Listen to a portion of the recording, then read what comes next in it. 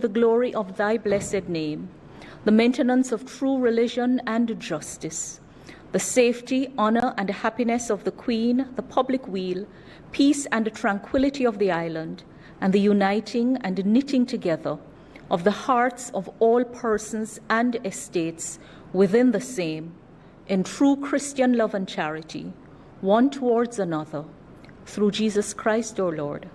Amen.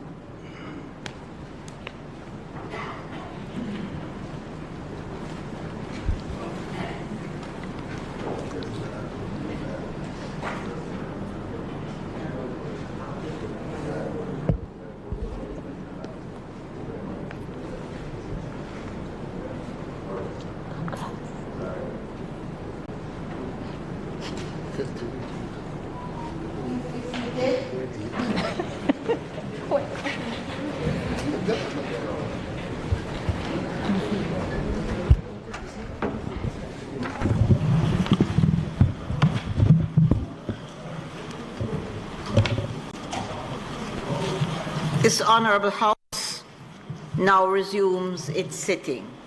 Call of the roll.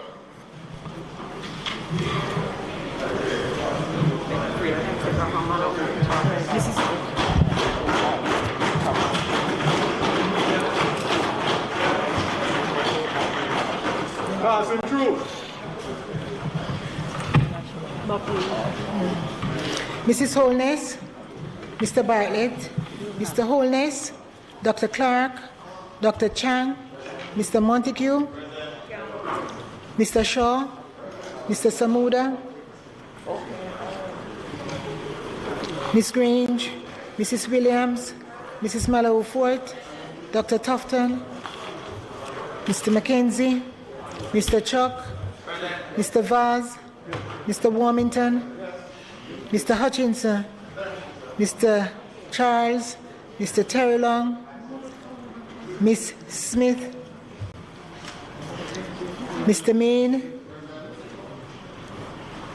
Dr. Dunn, Mrs. Cuthbert Flynn, Mr. Morgan,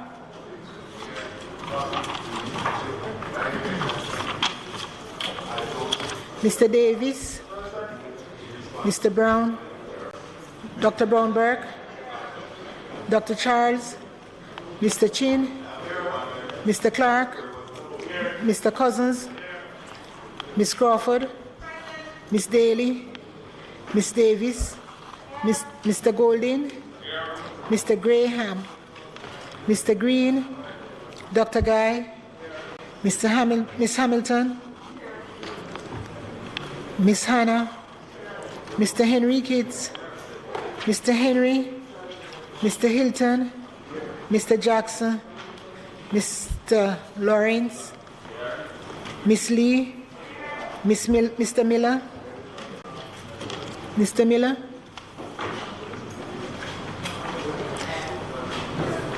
Miss Morrison, Mrs. Nita Garvey, Mr. Paulwell, Mr. Phillips, Dr. Phillips, Mr. Robertson, Mr. Robinson, Mr. Sibbles, Mr. Slowly, Mrs. Vaz, Dr. Wheatley, Mrs. Vaz is here, Mr. Williams, Mr. Wilson, Mr. Witter, Mr. Wright.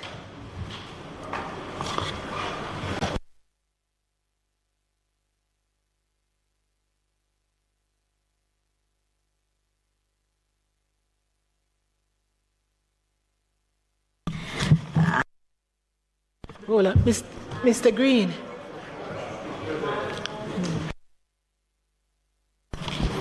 Just before we begin the agenda, first of all, I see Dr. Phillips here with us. Want to welcome you. It's always nice to have you. And I mean that sincerely. It is nice to have you. Good to see you. And of course, it would be remiss of me as a female not to congratulate the first female chairman of the People's National Party, of course, you know, you're trailing behind the footsteps of the Jamaica Labour Party, where Rose Leon was way ahead. But always, it's nice for you to join us. So, we will. Madam Speaker, first of all, permission to speak from a seat.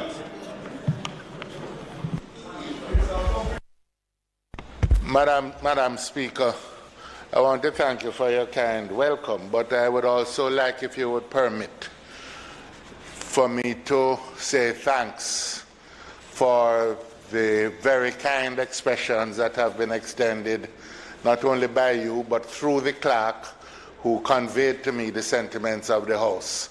I have served here for longer than I can remember, which is some 24, 25 years. And I have always appreciated the good relations that I've enjoyed with members on both sides of the aisle. And I want to thank them all. Thank you.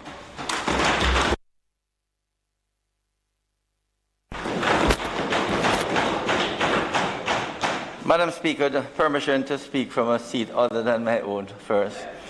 And secondly, I will be acting House Leader for the afternoon. The House Leader and the Deputy are away, but we expect the Deputy Leader may be back even before we finish. I also, Madam Speaker, would like to join with you in congratulating the member from Southwest, St. Andrew, on her election as Chairman of the People's National Party, and also to welcome again Dr. Phillips, and hope we'll see you more often. Madam Speaker, the business of the House today will be fairly concentrated on the constituency debate, but when we get there, I will do the legal aid regulations just before. Very well, members. Statements, ministers, announcements. Laid on the table of the House today are the following: Ministry Paper number 78 of 2021, entitled Annual Report on Audited Financial Statement of the Agro-Investment Corporation for the year ended March 31, 2017. Agro-Investment Corporation Annual Report for 2016-2017.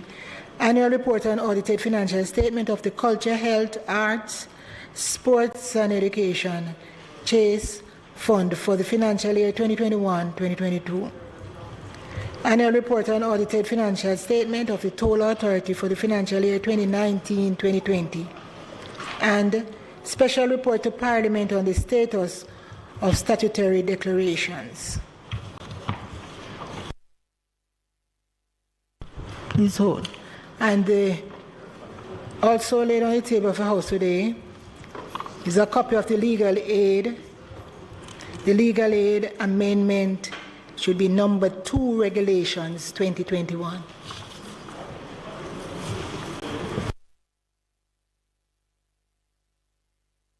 Seem to have a short. Bills brought from the Senate, petitions, papers, reports from committees, notices of motions given orally. Madam Speaker, I beg to give notice that at the next meeting of the House, I will move, be it resolved that the Legal Aid Amendment Regulations number 2, 2021, which were laid on the table of the House on the 2nd day of November 2021, be referred to the Regulations Committee of the House of Representatives for consideration and a report. Madam Speaker, I further beg to give notice that at a later stage today, I will move for the suspension of the standing orders to enable me to take the motion. Questions and answers to questions? Madam Speaker, I beg to give notice that at the expiration of 21 days, I will ask the Minister of Labour and Social Security the following questions. Madam Speaker, I beg to give notice that at the expiration of 21 days, I'll ask the Prime Minister and the Minister of Economic Growth and Job Creation the following questions in my name. Madam Speaker, I beg to deal with a matter, question 10 on the order paper that's due for answering today, laid by the member from Southeast St. Andrew on behalf of the member from Northwest Manchester. Madam Speaker, the subject matter of the question is being reviewed by the Integrity Commission, which, as you know, is a commission of Parliament. I therefore crave the indulgence of the Honourable House in allowing for that process to be completed and the outcome presented to the Parliament. Madam Speaker, I understand that the Minister himself, that the matter is with the Integrity Commission, but we feel strongly that matters that are dealt with by the Integrity Commission doesn't stop us or the Minister himself from answering certain questions that have been tabled here by myself. Because this is a matter, Madam Speaker, that is of national importance. It is not a matter that is in front of the court that will prejudice any decision that the court may make if it's not sub-judice. All right? Thank you. So, you know, as much as the Minister has in his statement, we still feel, and I want to make it publicly for the Hansard, that this is a matter that I think that the people of Jamaica would want to hear on. And this is a matter that the Minister himself has not said a word on this matter at all. Because if you are to look at even item 5, if the Minister had even met with his team from the AAJ before they had a board meeting, it is a matter that is neither here nor there if it is in front of the Integrity Commission. So we are not happy on this side, and I'm sure that those who would want to hear from the Minister would not be happy. But we hope that the Integrity Commission itself doesn't take as long a time to table this report. But I'm stating publicly, Madam Speaker, that we would have wished that the Minister could have at least answered these questions. And if there is anything that would prejudice, then we understand. But we're not happy that is the decision of the Ministry. Member, you wanted to say something? I wanted clarity. I wanted to find out if the Minister is saying that the questions will be answered after the Integrity Commission completes its report, or the questions are not going to be answered because the Integrity Commission is probing the matter.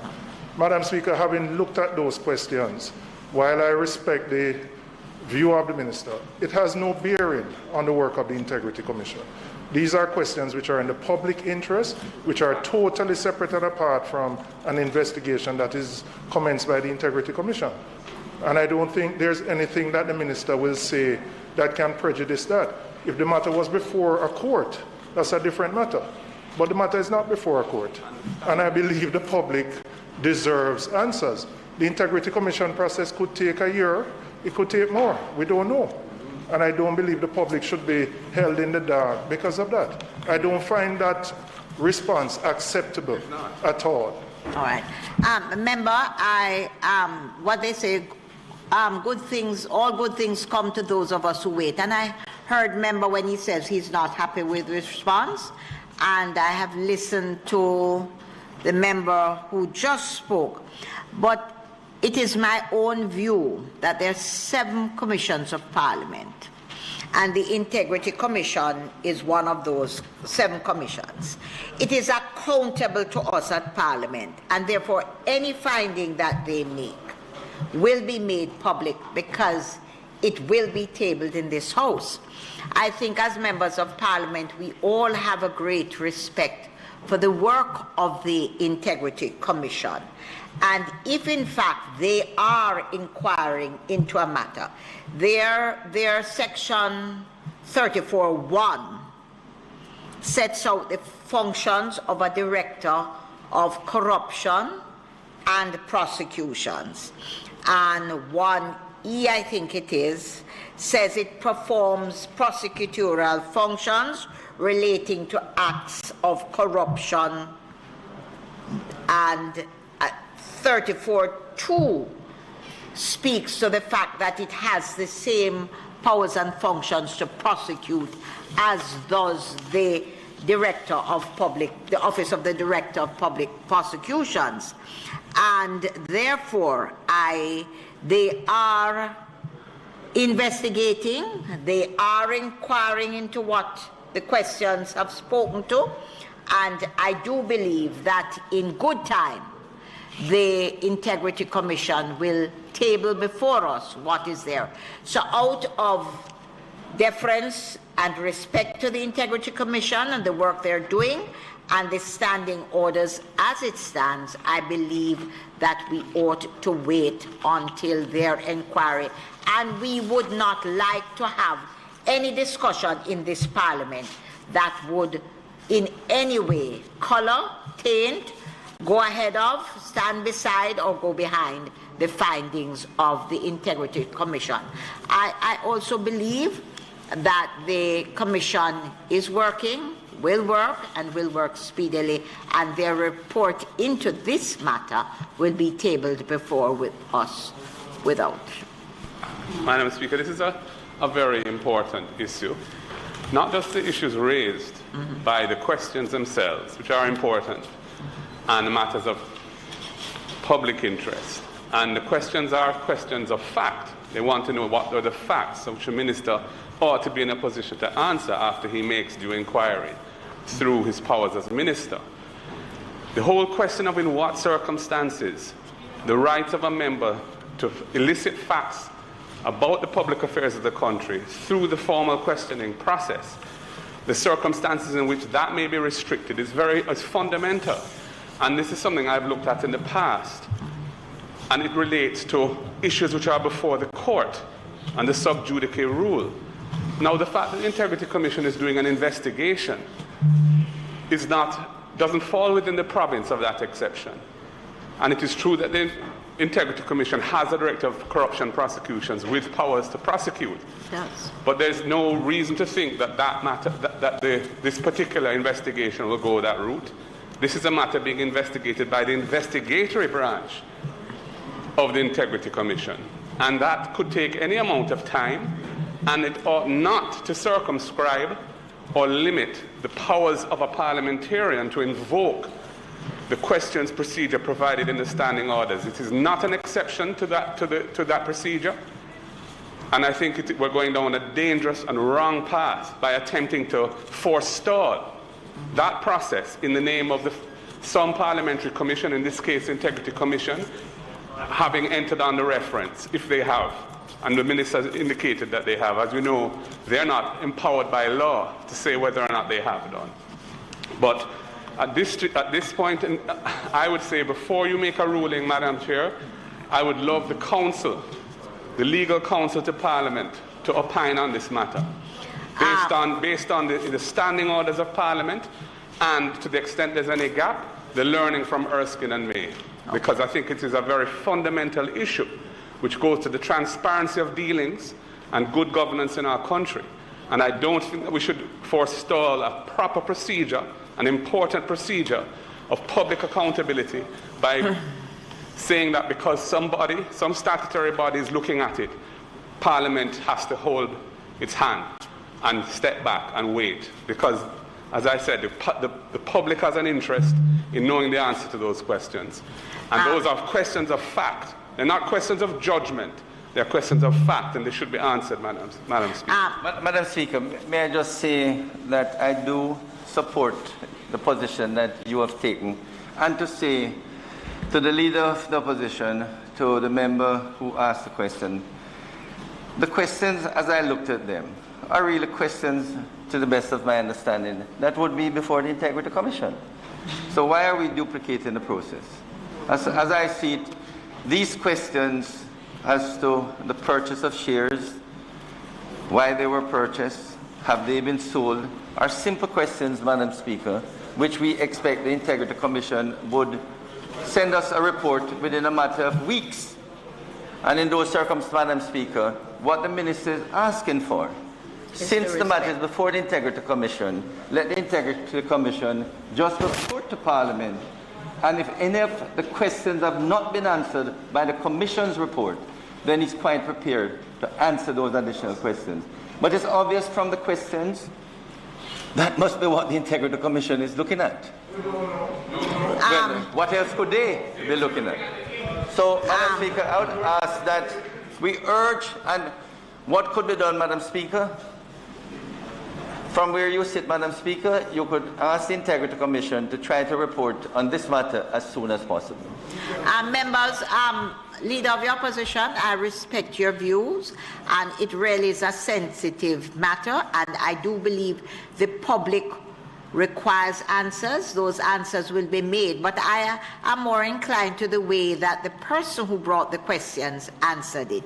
He did say, when he stood up and spoke, that he was not happy with this approach, but he was willing to wait. The questions are brought by him until this report is brought. And you know, I'm thinking that the questions, the answers that the Integrity Commission is inquiring into, and if we go ahead now and start a question and answer and debated it, we're really defeating the mandate that the Integrity Commission has to inquire into the matter. So I'm going to say to you, I will take the advice of the Leader of the Opposition.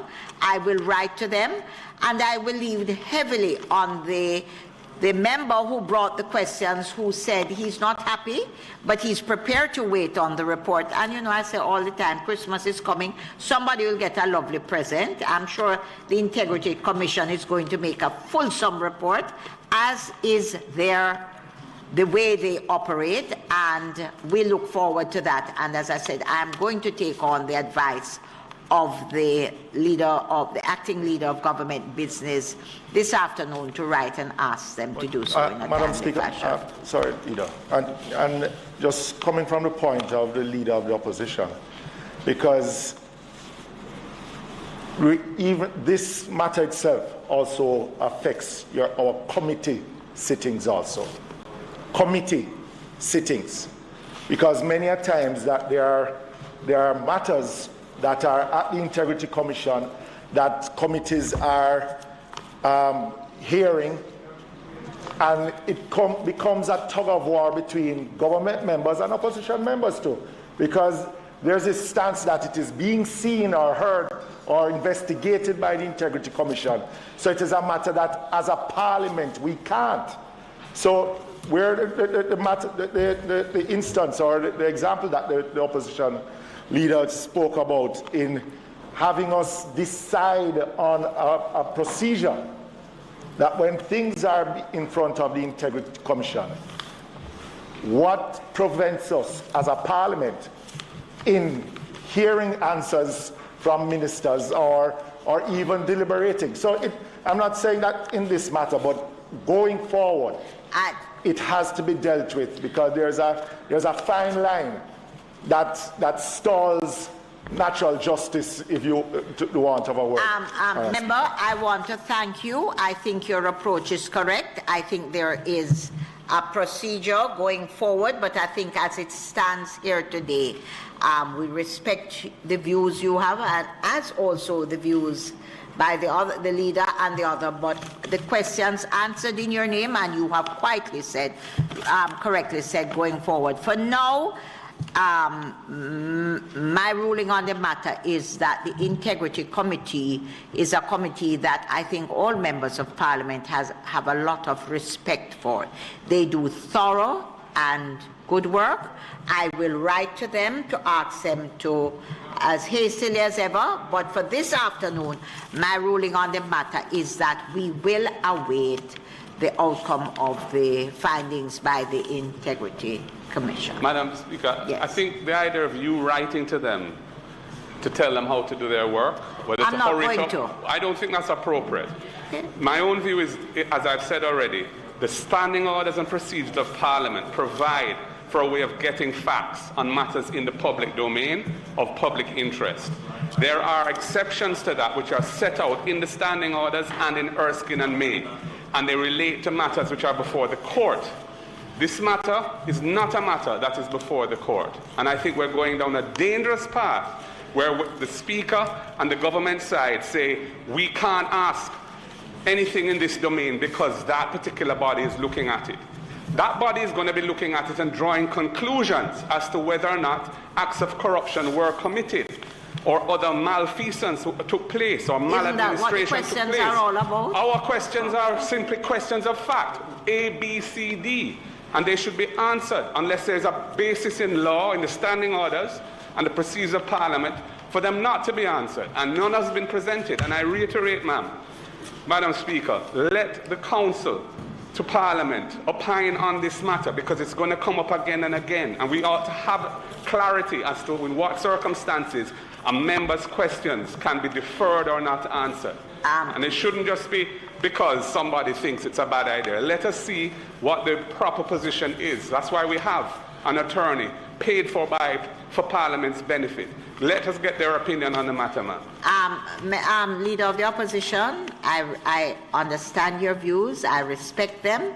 There is a standing orders committee that this matter can be referred to, and I hear what you have said, but I do believe, and maybe I also take your advice, that it is not appropriate for me to write to the Integrity Committee, so I will not write to them. But I am ruling this evening that the questions won't be answered, and I'm thinking this is a matter that, as you have correctly said, we should direct to the Standing Orders Committee for movement forward. And on that matter, one final point, just please, to reiterate a point raised by my colleague. As the chair of the PAC, there have been some reports done by the Auditor General which have been tabled in this House. I don't know whether the Integrity Commission has commenced investigations into any of those reports. They may or they may not. Once the MDA responds, the PAC will sit to meet.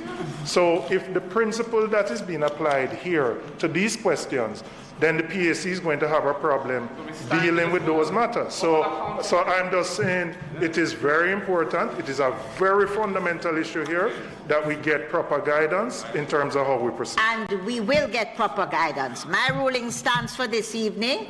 I agree and I take the points made by all members, and in particular that made by the Leader of the Opposition. I am going to refer the matter to the Standing Orders Committee, and that is how the matter will be dealt with for this evening. Just a bit of clarification, I think, on that matter. Mention was made of the Legislative Council proffering an interpretation and legal advice, which is the remit of the position that we created in this Parliament to guide us legally.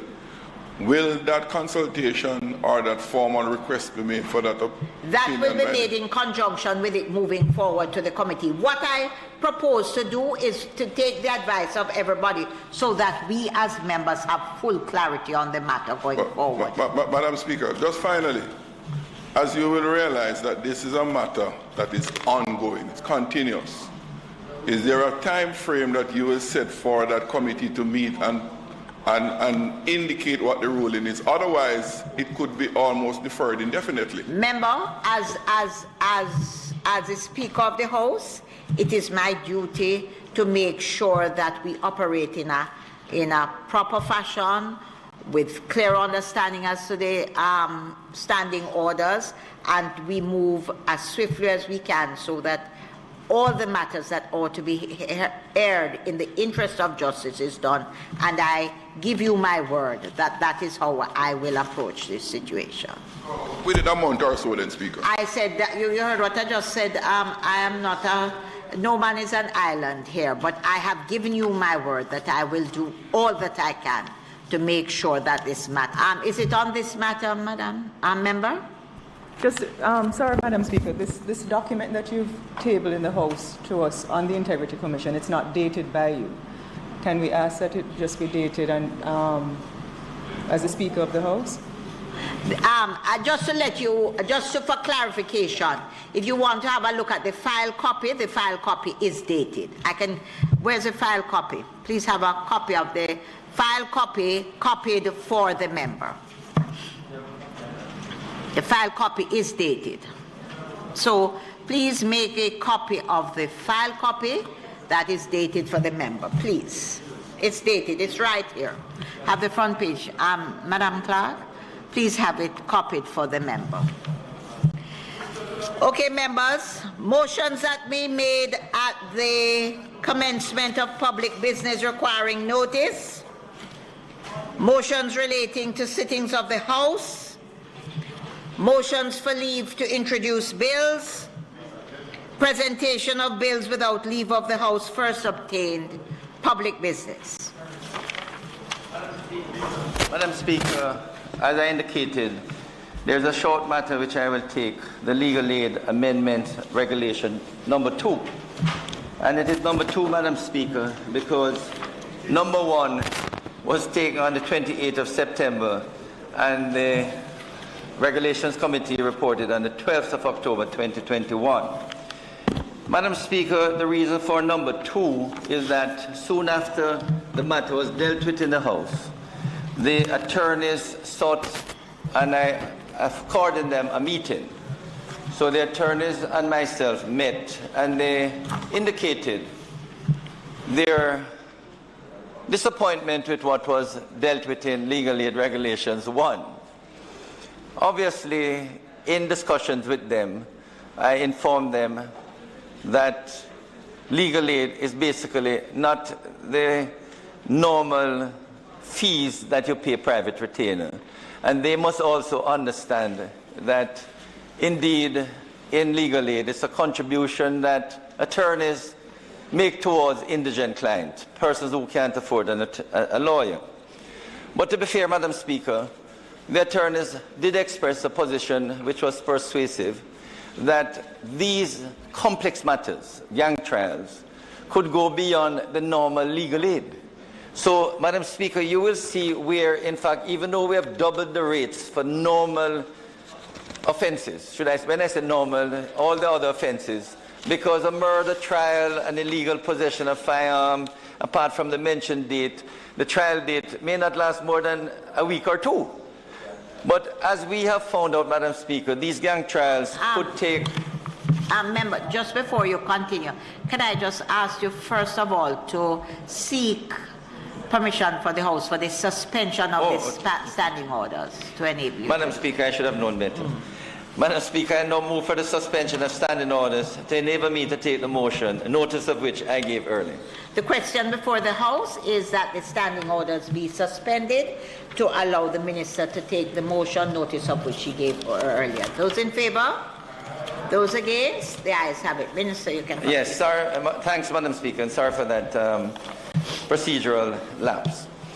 So, in meeting with the attorneys, Madam Speaker, I did emphasize to them that it is a contribution they're making towards and to assist indigent clients. But, Madam Speaker, to be fair, they indicated that many of them are single practitioners, and when they go beyond a month or 2, at a certain point, it becomes burdensome. And these complex matters, Madam Speaker, and it is where we say 6 or more accused persons, that yes, it could take a few months. But when you look at the present one, Madam Speaker, where we have 33 accused, the likelihood is that if it goes on, it may take several months. And so, Madam Speaker, I was moved to take the matter back to Cabinet. And Cabinet was gracious to say, we can do a little better, or I could do a little better. So we have added 50,000 more to the monthly rate. But more importantly, Madam Speaker, we have detailed what constitutes a month. And also, Madam Speaker, we have removed the cap of 6 months, because if the matter goes on for 9 months, then the attorneys would have worked in 3 months without any remuneration. So what we have done, Madam Speaker, is to increase the first month from 300,000 to 350,000 for senior attorneys, 200,000 to 250,000 for junior attorneys, and subsequent months 250,000 and 150,000. The question may be asked, Madam Speaker, why do we give an extra 100,000 for the first month? It is because by the time the trial starts, the attorneys would have had several mention dates. So an extra 100,000 is given for the first month, but thereafter, for senior attorney, there's 250,000 per month, and junior 150,000 per month. There's no doubt, Madam Speaker, there are many persons who will say this is high. But in the scheme of things, Madam Speaker, this represents less than 15 or 20% what an attorney would earn. So the contribution, this is a contribution, Madam Speaker, and in the circumstances, we're saying the government is able to put this forward to assist indigent clients, especially those in these gang trials. And I am happy to report, Madam Speaker, that Cabinet supported the request, and I have had discussion with the Legal Aid Council, and based on the fact that we are saying that we will pay at the end of each calendar month. We won't wait until the trial is over. So at the end of each calendar month, we will pay, and if the attorneys are in court for at least 15 days for the month, they will get the full month. If it's less than 15 months, they will be paid pro rata. Less than 15 days, sorry. Less than 15 days, they will be paid pro rata. Because the maximum number of days per calendar month would be 22. Once you go between 15 and 22, they get the full amount. If it is less than 15 days, it's pro rata. So, Madam Speaker, with these, I do ask for the House to approve the new Legal Aid Regulations number 2.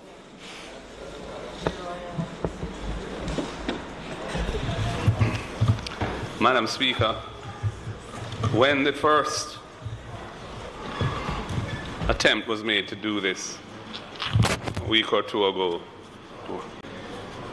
I had pointed out that the wording on how the calculation would be made was ambiguous. And I can see now an attempt has been made to clarify and remove that ambiguity. I must say, though, I think it could be clearer than it is, because it says when you say shall apply pro rata, I think it would be useful to say that what that really means is the number of trial days is the numerator and 15 is the denominator. Because you yourself said the maximum potential number of trial days is 22. So I don't want there to be any argument as to how the prorating is to take place. So for Hansard's benefit, if you would confirm that the understanding is that if there are less than 15 trial days in the month, that the person would be paid by apportioning the monthly rate by a fraction, the numerator of which is the number of trial dates in the month, and the denominator of which is 15. And I think if that is recorded in Hansard as your understanding, that is something that can be referred to by the Legal Aid Council to clarify any claim. The other point I'd make, Minister, is the regulations are not referred to as number 2 regulations, which they should be, because the ones that were brought here before were approved. So those are now being superseded by another set of regulations here, but the regulations seem to have the same name as the ones that were brought the last time around. Whereas he said number 2 when he read, Leader. I'm just saying the regulations don't say number 2, ma'am. It says that these regulations may be cited as the Legal Aid Amendment Regulations 2021. They ought to say number 2 regulations in the name. So that needs to be fixed. Very well. That needs to be fixed. Madam Speaker, the bigger point is, of course, the fact that we now have anti-gang legislation in the country, and it is being used. And we know that the vast majority of murders in the country are committed by gangs and are gang-related murders. That's the data that we're always being told. And we have had a number of trials. There's one going on now, which are complex matters with multiple defendants, multiple lawyers involved, remote witnesses, and a great deal of care and attention has to be taken in trying those matters. We've had trials where the trials have collapsed because there was really one witness and that witness wasn't seen to be credible. And of course, it's a learning curve for the prosecutors who prosecute these cases and indeed for the police who investigate them. So it is appropriate that the legal aid regime should be modified to make provision for those extensive trials of complex matters. And so, from that perspective, it does have our support, because the legal aid system is a vital part of the justice system in ensuring that people get representation when they are before the court on criminal matters. There is one point that I wish to bring to the attention of the Minister in relation to legal aid, and that is that there is an exclusion from eligibility for legal aid for certain categories of criminal offences. And I believe drug offences, for example, do not attract legal aid. And I think that that ought to be changed. I don't think there should be any type of criminal matter which is excluded from the province of legal aid. Because there's a presumption of innocence in the Constitution. So there's no reason why the fact that you're charged with a particular type of offence should preclude you from being eligible to receive legal aid and to mount the best defence you can. And if you're convicted, so be it. But the role of the state through the legal aid system is to ensure justice is done in an even-handed way, and that applies regardless of the type of criminal offence involved. So whatever the thinking was back in the day when that rule was created, I would suggest to you, Minister, have a look at that. It's something I think which needs to be fixed, and that exclusion should no longer exist. No, I never did it. It's something I inherited. No, man, it's from way back. It's from way back. Yeah. So, Madam Speaker, subject to those two issues, we should ask the Minister to clarify for Hansard the interpretation of how the prorating would work, and also the fixing of the title of the regulations. Thank you. Yes. Not all of us who are lawyers are mathematical. Slowly for us, so that we can grasp exactly. And then after that, I'm inviting the Attorney General to make her contribution. Thank you, Madam Speaker. I really rise to indicate my support and understanding for these amendments. As you know, whenever new laws are passed, part of the process requires a financial assessment of what is required to implement the law and enforce the law. The Leader of Opposition made the point as to whether any offence should be excluded from legal aid in this present day. It remains a thorny issue, but I think it perhaps can be answered easily on one perspective, that when the Charter of Fundamental Rights and Freedom was enacted, Section 16(5)(c) makes a special provision in relation to legal aid. And so every person who is charged with a criminal offence is said to be entitled to defend himself in person or through legal representation of his own choosing. And more importantly, in this context, if he has not sufficient means to pay for legal representation, to be given such assistance as is required in the interest of justice. And the Charter binds all laws that are passed.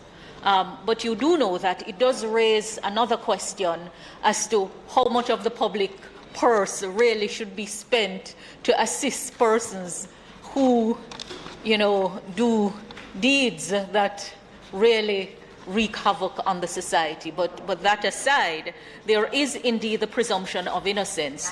But Madam Speaker, the point I really want to make is that with the understandable increase in the rate being paid for these complex matters, I believe that consideration must also be given to what is paid to the lawyers at the public bar. And I want to put on record my call to the Minister of Justice, as I did privately, now publicly, that in the next round of review, it just cannot be right for the scales to be so unbalanced. The lawyers at the public bar, on both sides, at the criminal bar and at the civil bar, they handle a lot of weighty, complex matters. The volume is great. I am putting it on record in the Parliament. You know, Madam Chair, there are times when discussions take place in the private space, but nobody really knows where we stand on these matters. So while I understand and support the increased rates, let it be known that I am saying that the rates at the public bar also need to be increased. Madam Speaker, I would like to thank the Attorney General and the Leader of the Opposition for their contributions. If I may respond in the reverse and say I agree totally with the Attorney General that what is being paid to public sector lawyers is more than shameful. And the sad thing is that we are losing some competent persons in the public sector because they are so inadequately paid. And so, in all sincerity, Madam Speaker, I lose a fair amount of good persons. Just recently I heard of a few more who are leaving because they're getting better paid in the private sector as attorneys and probably doing less work for a better pay than they're getting in the public sector. Having said that, Madam Speaker, I agree, and we will convey that to the Minister of Finance appropriately. The other thing, Madam Speaker, is I agree with the Attorney General and the Leader of the Opposition that all persons should be afforded an attorney for all crimes, and we will look at that, Leader of the Opposition, where the Legal Aid Act excludes persons. Once the means tests show that they can't afford it, then they should be afforded an attorney. I put that, Madam Speaker, and say that in the event that those persons are convicted and in fact they have assets, including gangsters, if in the event that they have assets which clearly could be traced back to their gang activities or their fraudulent activities, then under the poker legislation, then they must go for the assets. So that, Madam Speaker, that is how, you know, over the years we ensure that we tackle crime. Those who benefit from illegal activities, we go for their assets. And in those circumstances, Madam Speaker, I would urge the Minister of National Security to watch the cases and where there are convictions, and you can trace matters, be it fraud or from gang activities, that they have assets that they obtained from gang activities by whatever means, that we recover, the state recovers those assets. The other 2 points, Madam Speaker, raised by the Leader of the Opposition, I thank you for raising those points. We did speak that we should have changed it before we circulated, that it should be regulations number 2. So we will do that, you know, shortly. And yes, Madam Speaker, I did mention to the Leader of the House that indeed, because we're using 15 days as the minimum for the calendar month, then if the attorneys are in court for less than 15 days, it will be divided by 15. So say 150,000, the junior attorneys will get 10,000 for each day that they appear in court. And I must say that when we met with the attorneys, it was a fulsome discussion. I pointed out to them, as the Attorney General is indicating, that in fact what we are contributing is probably the same that Crown Counsel is getting, who is actually prosecuting the case in many instances. And that is why the AG is quite correct that we must look at the salaries of persons in the public sector. So, Madam Speaker, with that I ask that the matter be referred to the Regulations Committee for its approval and report back to the Parliament. Thank you, members. Madam Speaker, if I just may make one point of clarification. I thank the Attorney General for making reference to the Charter of Rights specifically, which does indeed contemplate that the state must provide means to ensure that everybody has legal representation who's facing the potential of a criminal conviction. The Legal Aid Act predates the Charter of Rights, and it has a provision in it for a definition of accepted offences. and accepted proceedings, contemplating that regulations can be made listing types of categories of offences which are not eligible for legal aid. And those regulations were indeed made back in the day.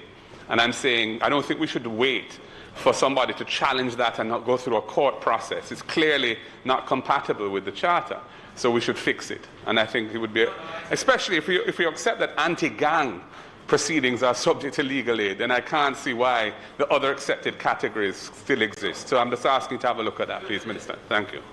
Just before, I want to thank the Leader of the Opposition for his contribution, which is very valid. And I also want to thank the Attorney General for her contribution, for her forthrightness, and for her not being afraid to say so. Because, if I might add, yes, people who operate in public spaces and serve the public, and we need to look after our attorneys and those here at home, because we have lost valuable contributions from people because their remuneration just does not allow them to remain and serve. And as members of Parliament, right here at home in the Parliament, we have lost, we will continue to lose, and right here we should not be afraid as members of Parliament to do as the Attorney General has done this evening. Speak clearly and forthrightly about remuneration for people who serve the public. So, Attorney General, and so say all of us. Members, the question before the House is that the matter, I'm so sorry the Minister of Finance is not here, but Deputy Prime Minister Dr. Chang has our ears, and he has the experience and the knowledge, and I know he has heard it from all of us. But it is something, because you get, honestly, what you pay for. You get what you pay for.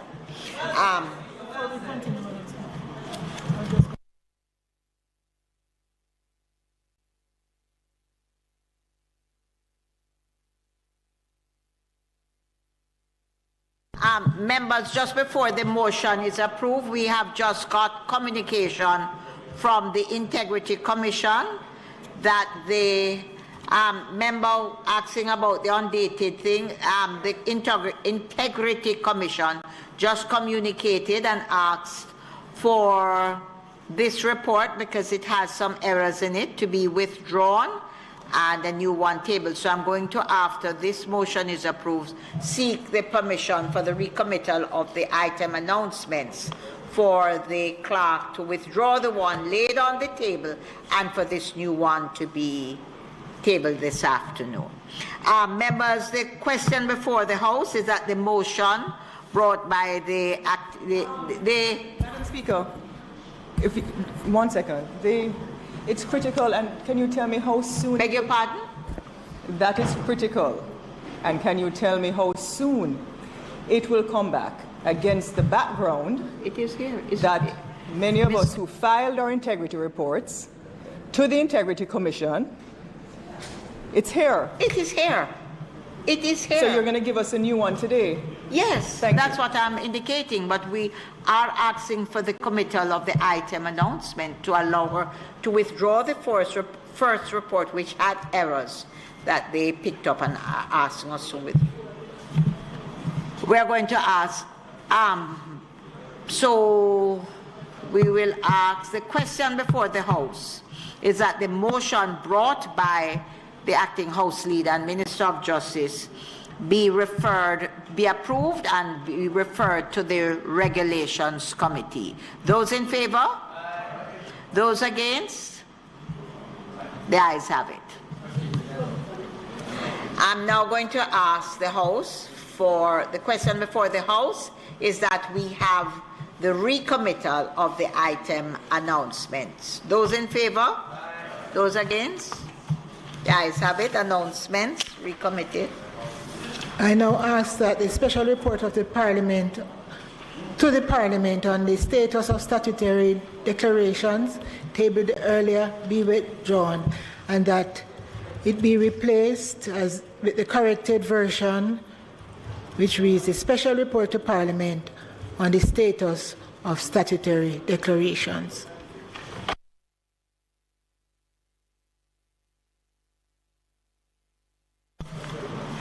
And we now move to the item, public business. Speaker, there are three presenters in the State of the Constituency debate. We will start with member from Western St. Andrew, followed by the member from Northwest Manchester, and then the member from Eastern Westmoreland. In that order, Madam Speaker.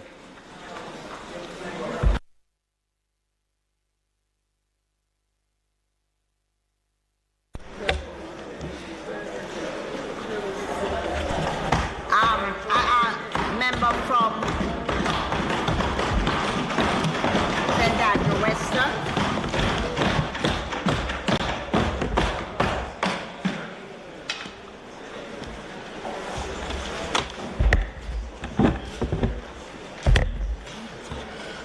Madam Speaker, I rise to make my contribution in the State of the Constituency debate, which is for all members of Parliament to so do, but sometimes we don't always take advantage of it. Today, I believe it is critical that I do so for the reasons that I will adumbrate. I begin, as I must, Madam Speaker, by recognizing you and thanking you for the sensible and sensitive manner in which you have conducted the business of the House in what has been a challenging year. I must give gratitude and praises, Madam Speaker, to my God for his goodness and mercy towards me and my family. I acknowledge my support team, which makes it possible for me to continue to represent the people of Western St. Andrew for now nearly 20 years in both the House and the Senate, as well as the people of Western St. Thomas for a previous 10 years period. Madam Speaker, over these near 25 years of representing both constituencies and the people of Jamaica, I have learned to be prayerful with my Lord, to be thankful to my family, to be attentive to my people's needs, and to serve the Jamaican people with humility. For most of the nearly 25 years that I have served, Madam Speaker, I have been fortunate to serve the majority of that time in the executive branch of government, as Parliamentary Secretary, Minister of State, and as a cabinet minister in 4 ministries. I have endeavored to give my best, giving significantly to national development and growth, while helping to provide jobs to more people than my constituents. For selfless service, Madam Speaker, I have received, with gratitude, several national awards, the most recent being that of my own country, in the last COVID-19 abbreviated ceremony last year. I remain grateful, Madam Speaker. Madam Speaker, my constituents are who make national service possible. And when I was out of Parliament for a brief period, a brief transitional period, I contributed my service to the nation as an ambassador and special envoy to the Most Honourable P.J. Patterson, ONQC. So, Madam Speaker, my life has been one of service, mostly to the Jamaican people. And I am grateful to the wise, industrious, talented and hard-working people of Western St. Andrew for electing me for another term of office, even after an overwhelming majority of constituencies elected representative from the other side and the other competing political party. Madam Speaker, Western St. Andrew remains true to the People's National Party, and they have always done when given a choice. I have no doubt that this will continue to be their choice. It is my intention and that of my two councillors,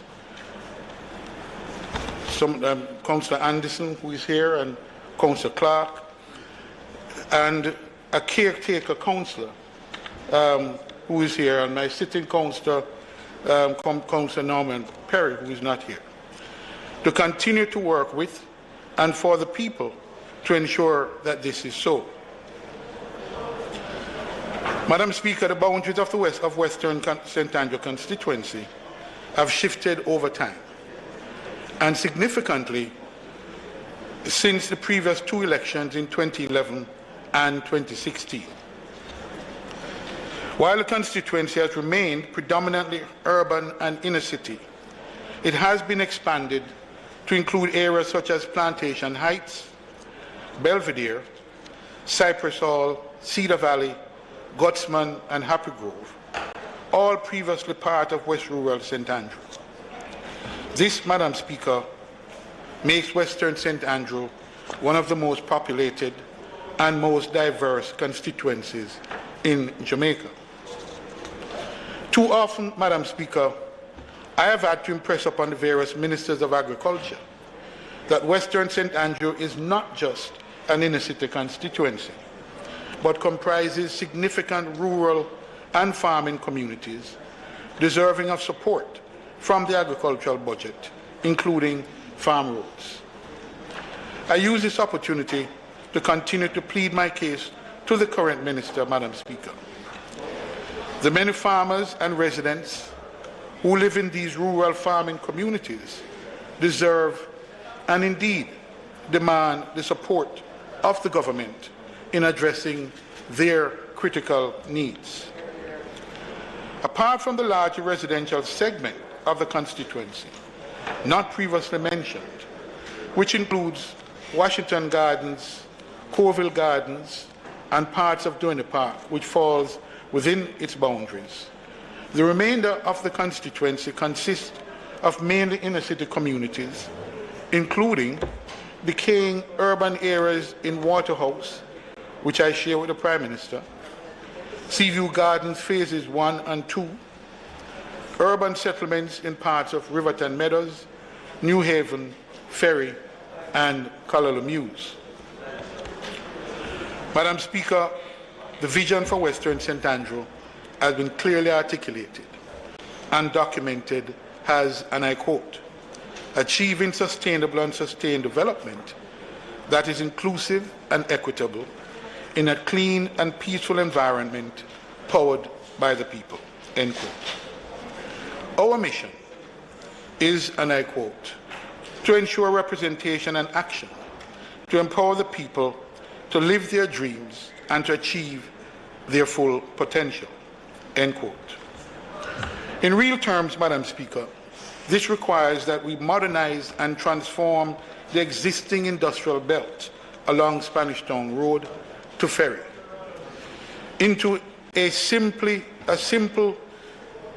supply chain and logistic hub, not just for Jamaica, but for the Americas and the Caribbean region. This mission is well underway to being realized, Madam Speaker, as will be elaborated further in this presentation. Additionally, Madam Speaker, Western St. Andrew is the center of an emergent circular economy involving the scrap metal trade and the recycling industries built around the island's largest waste disposal site, which is set to continue its transformation into a modern landfill and waste-to-energy facility. I must comment, Madam Speaker, on the slow pace of the privatization of the Riverton landfill, which has seen one enterprise team or another for close to 20 years now. This, Madam Speaker, is not a demonstration of efficient government at work.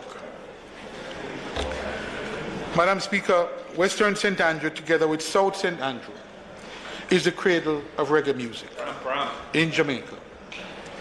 From the era of King Tubby's to King Jammy's, to Black Roses, Black Uhuru, to modern dancehall artists such as Shabba Ranks, Beanie Man, Elephant Man, Junior Rose, Bounty Killer, to Dexter Dapp, and numerous others. Western St. Andrew has, like Trenchtown, demonstrated its historical antecedents and the capacity to foster a culture of creativity in music and innovation in the arts.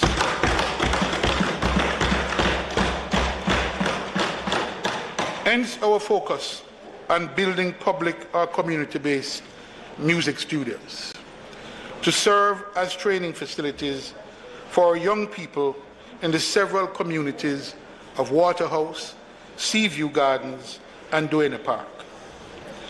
The dialogue with the Minister of National Security in this regard, continues, as we are both agreed that part of the solution to crime and violence in the South St. Andrew Police Division is the engagement of more of our young people in the music and other creative industries. We need urgent action on this, Madam Speaker, as a reduction of violence in our communities and of our nation requires this. Madam Speaker, a clear strategy for achieving the vision and mission articulated has been developed and is being implemented in Western St. Andrew. The strategy recognizes that achieving our goals requires partnerships in the mobilization of public and private capital in order to build the human and physical infrastructure necessary for success in realizing our vision and mission. Hence our focus on achieving the following. 1. In the area of low-income housing. In order to maintain the stability in the older, more mature communities, such as Waterhouse, there is an urgent need for the development of affordable housing to replace or supplement the decaying infrastructure built in the 1950s and 60s. Madam Speaker, no new low-income housing has been built in the constituency since the 1960s. I'm appealing to the NHT and the HAJ to speed up the process begun in 2014 to build some 80 new affordable units in the Penwood Road area of Waterhouse, for which the potable water and sewage infrastructure has already been implemented. Madam Speaker, a similar situation exists in the Duane Park community, built in the 1950s, where the public housing stock of multifamily high-rise units have been largely neglected by the landlord, the government, and this across administrations. A process of divestment has started, Madam Speaker, whereby the units have been made available to the owners upon payment of the outstanding balance of the mortgages or rental arrears. This now needs to be brought to a conclusion, and the units sold for a nominal amount on condition that the significant repairs needed must be done by the purchaser with perhaps a housing rehabilitation concessional loan.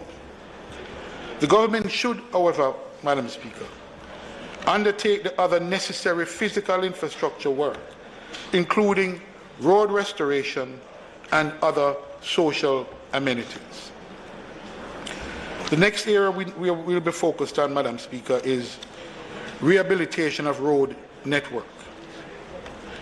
The constituency, consistent with being one of the most populated, has perhaps the most extensive road network in the urban area, with some 257 roads measuring approximately 385 kilometers throughout the constituency.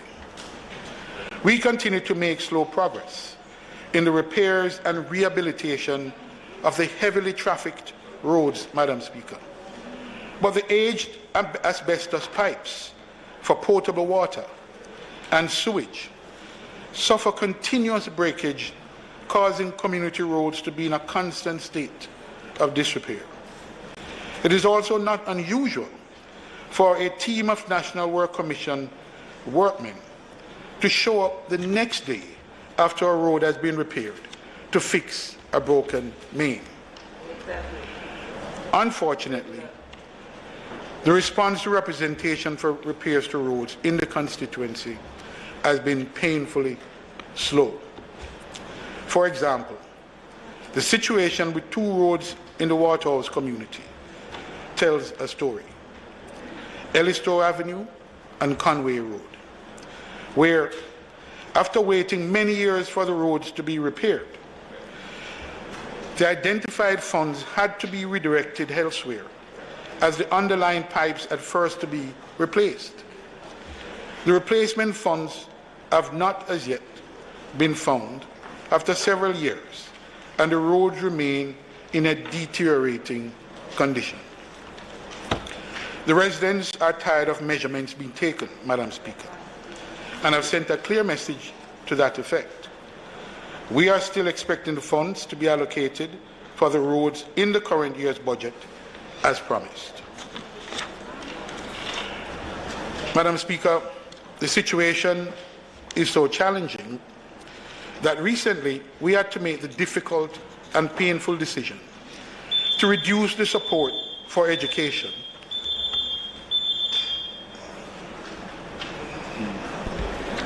Madam Speaker, I now ask for the standing orders to be suspended to enable the member from St. Andrew Western to continue his speech to its conclusion.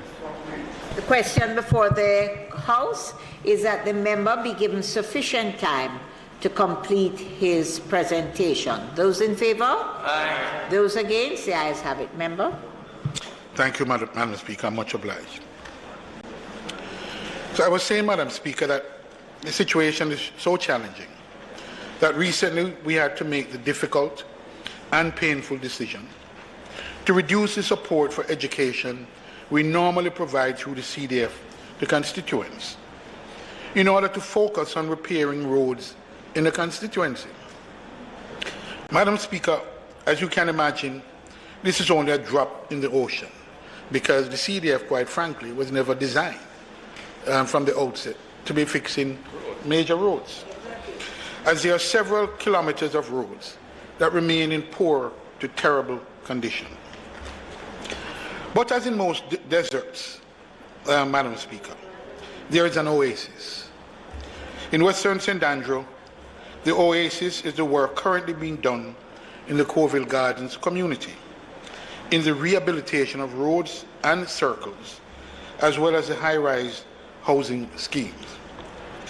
Madam Speaker, the work being done under the National Housing Trust Upgrade to Schemes program, as it's called, whereby NHT developments done in the first 10 years and financed by NHT would receive a one-time rehabilitation investment. The initiative by the NHT board is timely, and in the case of Coville Gardens, provides residents with a tremendous relief from the cratered roads, which betray the lack of proper maintenance beyond the occasional patching of roads from CDF funds. Built in the 1970s and 80s, the roads were never taken over by the KSA-MC or its predecessor organization, the KSAC. What that meant, Madam Speaker, is that neither the local government nor National Works Agency took responsibility for these roads because the roads did not appear on their individual listing or schedules of roads. There was simply nothing to be gotten from these road maintenance and rehabilitation agencies. The burden was great, Madam Speaker, on both the Member of Parliament and the Councillor, whomever that was for the time being. Madam Speaker, this is a clear case for the single road authority solution being argued for some time. I'm sure my colleague, who follows me in today's speaking lineup, the member from Manchester Northwest, will have more to say on that topic. Suffice it to say, Madam Speaker, I am grateful for the enduring legacy of Michael Manley's vision for the NHT and the Prime Minister's data-driven decision to support the board's recommendation in this regard. I turn next, Madam Speaker, to matters of drains and gullies. The vexed issues of drain and gullies have occupied a significant part of my representation to successive governments and across administrations. Given the location of the constituency, Madam Speaker, at or below sea level in some areas, and at the foothills of Red Hills in other areas, and the many drains, canals, and gullies running from north to south, the network of drains and gullies have been a source of great anxiety and suffering from the people in communities such as Riverton, Seaview Gardens, Washington Gardens, Colonel Mews, and New Haven. And Madam Speaker, if you were to just turn to look at what is projected here, those red lines that you see dotted with some green are drains that run through the constituency. It looks like a spaghetti network, but those are drains, Madam Speaker. Yeah, look like a COVID, a drain or something, so veins or something. But that's the network of drainage in the constituency. And it is that to which I speak, Madam Speaker. The inadequate cleaning of the drains and gullies has resulted in severe flooding of people's homes, businesses, and playfields. Madam Speaker, the $1 million allocated per constituency masks the special problems Western St. Andrew faces in the number of drains and gullies to be cleaned constantly, especially since every debris, bottle, old fridge, mattresses, and garbage from homes along the gully banks washes from north to south, ending in the communities and in the Hunts Bay. I make yet another special appeal for adequate funds to be provided to clean and repair the gullies on a timely basis if the flooding of businesses and homes in the areas indicated is to be mitigated. Madam Speaker, I must address the special situation of New Haven. Madam Speaker, the special case of New Haven must be mentioned here. The Duane River runs through the New Haven community. It is one of two rivers in Kingston and St. Andrew. Both flow through the constituency. Flooding is a constant for the residents of New Haven, whether it rains in Duane Park or not, due to the accumulation of silt in the river upstream and the lack of cleaning downstream in the Riverton area. This, Madam Speaker, has turned otherwise productive lands into swamplands, resulting in the closure and relocation of entire industries over time due to flooding. This, Madam Speaker, is really a very, very serious situation and has been for some time. Recently, Madam Speaker, some desilting of the river was done, and the impact on the community was immediate and beneficial. But the desilting of the Duane River needs to be completed if the residents are to get the relief they have been praying for more than a decade now. In fact, I would say decades now, Madam Speaker. It is painful for me or members of my team to have to visit families 2, sometimes 3 times in a year to sympathize with the damage to their homes, furniture, and personal effects. I turn my attention, Madam Speaker, to the Sandy Gully.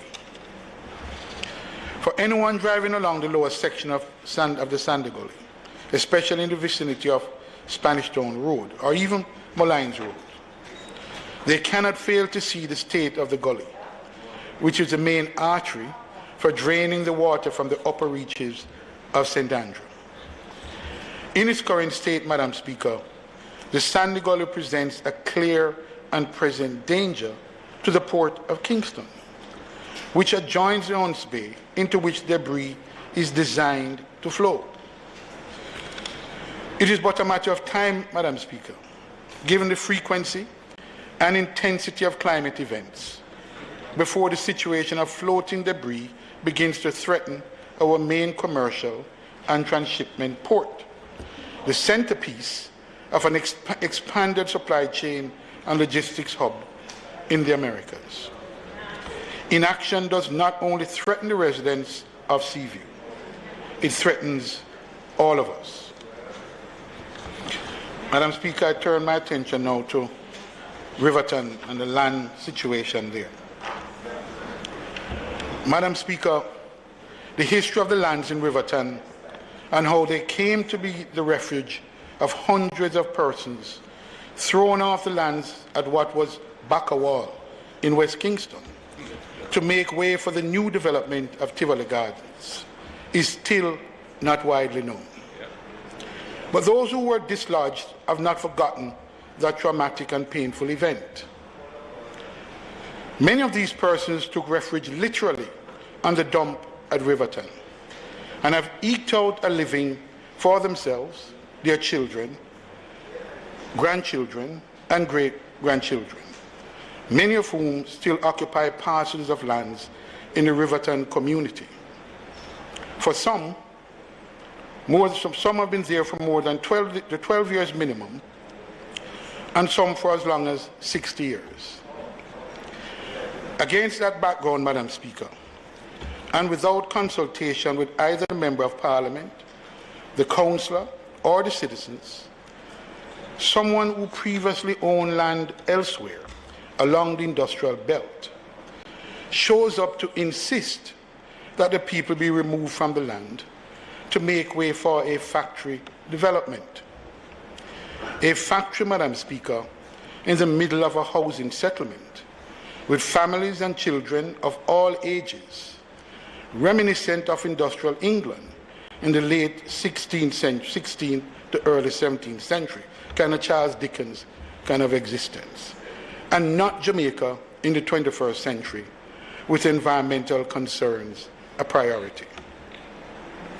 History, Madam Speaker, is threatening to repeat itself in another generation after the Withdrawal incident.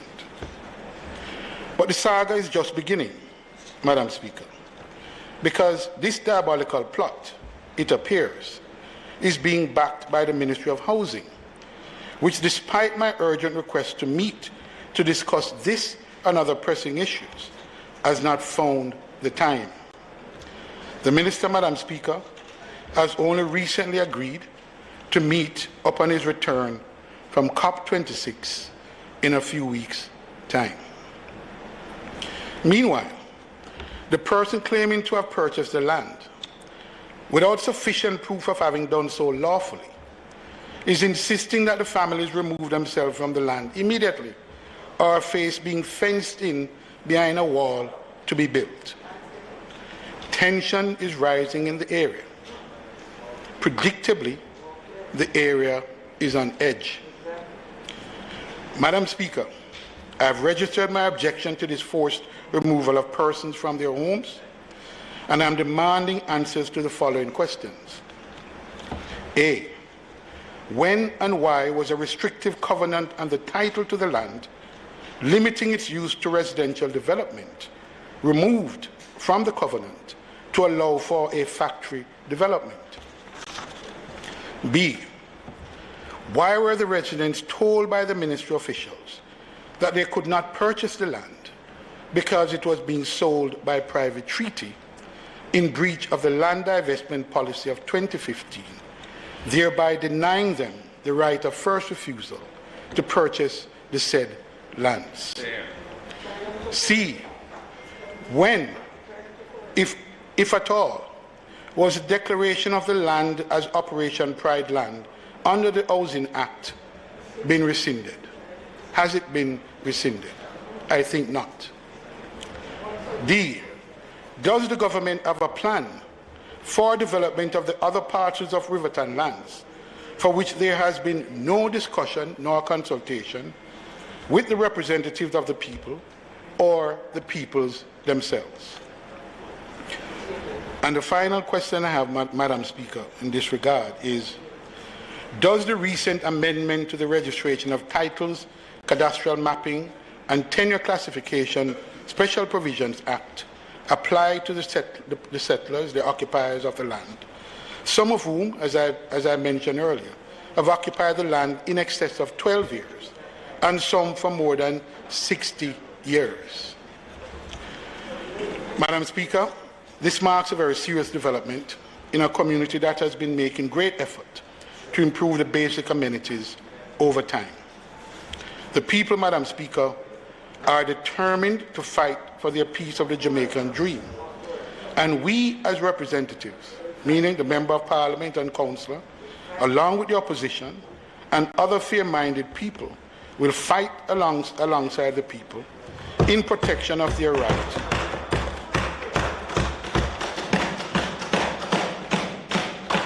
In protection of their right to be given an opportunity to purchase this and other parcels of land in their community.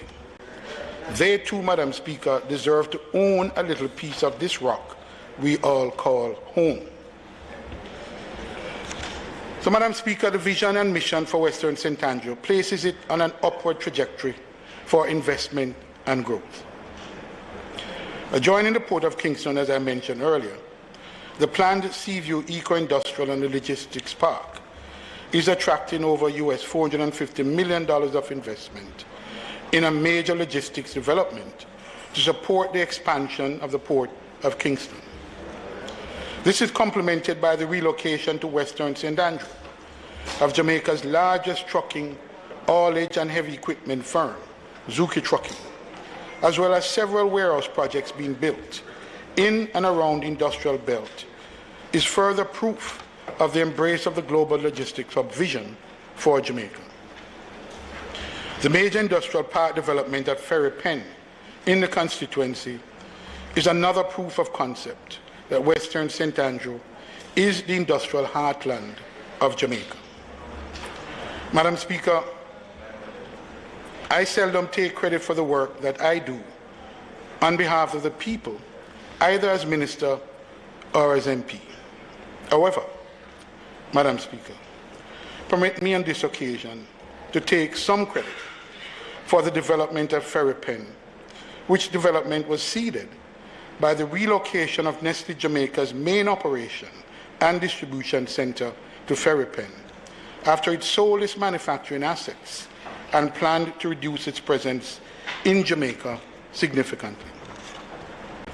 It was my intervention with the senior management in Switzerland in 2014, in my capacity as Minister of Industry, Investment and Commerce, which led to a reconsideration and remodeling of Nestle's operation in Jamaica to focus on its major warehouse distribution and logistics operations at Ferry Pen. The relocation of Zuki Trucking to Seaview Gardens occurred around the same time, with the purchase of Zuki Trucking, the purchase by Zuki Trucking of the lands previously owned by Nestle in Seaview Gardens.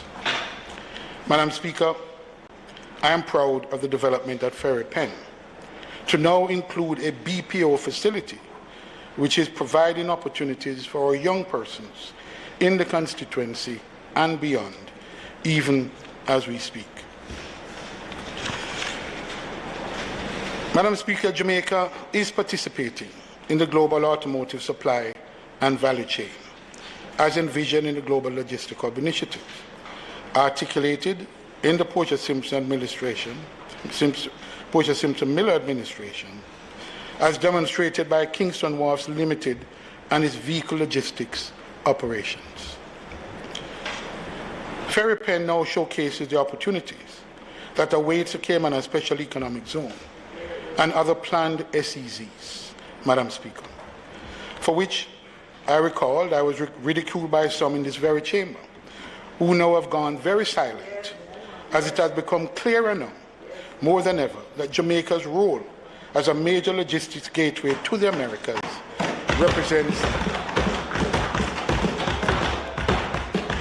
represents its best opportunity for sustained growth in the post-pandemic effort at economic recovery. Therefore, it comes as no surprise that there is now such great economic and, I should say, political interest in Western St. Andrew. I now touch on training, Madam Speaker. Madam Speaker, to fulfill the promise of our young people in Western St. Andrew, we have insisted on their education and training, as well as creating second, third, and even fourth chances for our unattached youths, because we believe in the promise of our young people.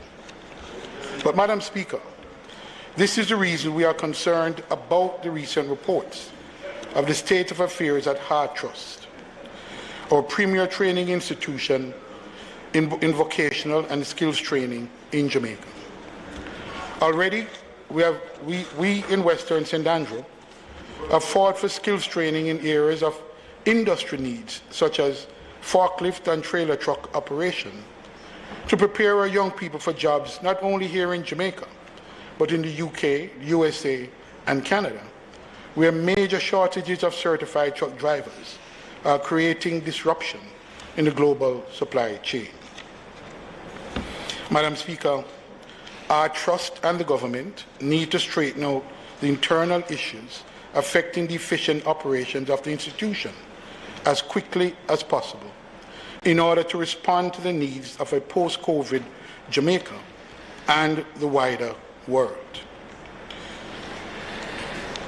I continue to make representation, Madam Speaker, for the transformation of the old building in Seaview Gardens, opposite to Zuki Trucking Facilities, into a modern workforce training college. I've been making this call since 2014, Madam Speaker. And despite the slow pace of development and the many setbacks, I will never resile from the view that Jamaica must begin to upskill our youth population for the jobs of the 21st century.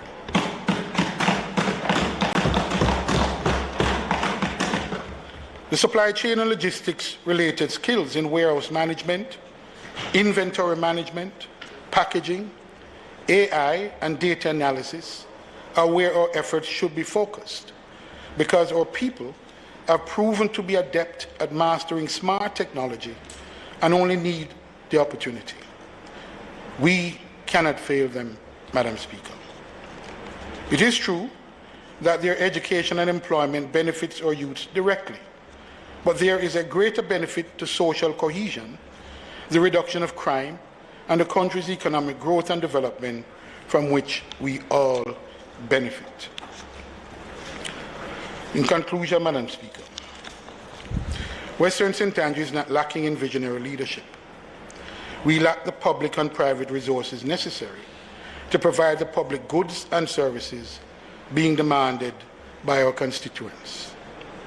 The people in Western St. Andrew are seen and believe the vision that there is nothing more inspiring than a community, a constituency, or a country that is aroused by a vision whose time has come and who has the fixity of purpose to achieve it. Western St. Andrew has demonstrated that we are not waiting on the government. We are taking the lead in attracting investments in the constituency by articulating our vision for the future of the constituency and have placed the people at the center of our plans and their implementation. Investors have bought into that vision, Madam Speaker. And so I close where I began.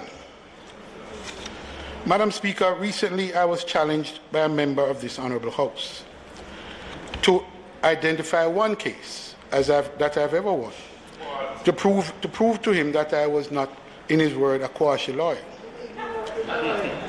Firstly, Madam Speaker,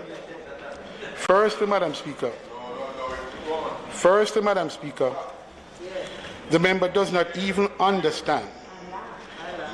The member does not even understand that the use of a perfectly good African name, Kwashi, in a pejorative manner, is an insult to our ancestors and echoes the debasing of them by our former oppressors. Secondly, his statement betrays a comprehensive lack of understanding of the practice of law in Jamaica and elsewhere. The fact is, Madam Speaker, that the vast majority of lawyers do not go to court, and my own background training and experience in the specialty areas of aviation, international trade, and shipping law has been put to the service of the Jamaican people for close to 30 years.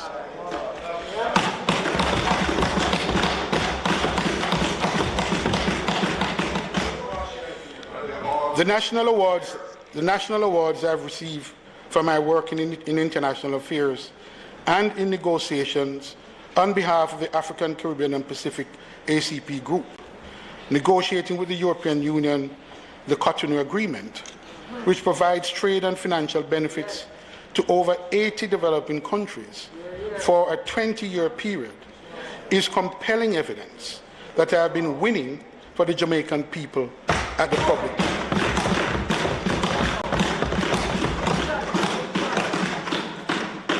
As for my role at the private bar, I will only mention the landmark case of Shanique Myrie versus the government of Barbados.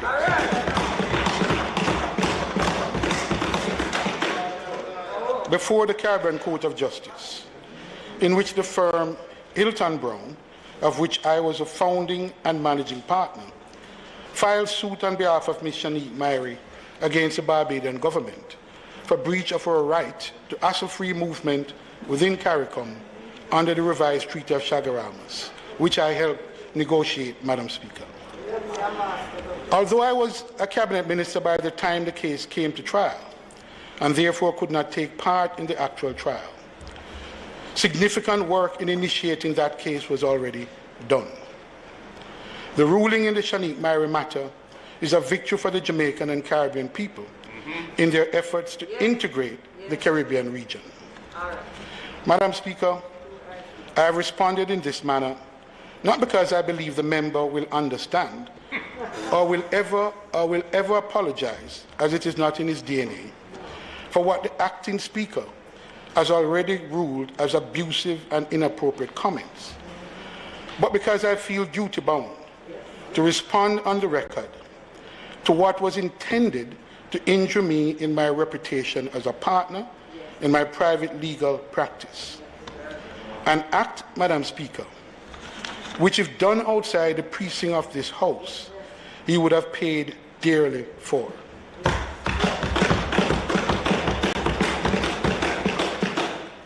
Nor do I think he's likely to mend his ways as a serial abuser of the House privileges, as he's simply incorrigible and will continue to hide behind the protection given him by the Constitution and the standing orders, even as he continues to abuse those very privileges.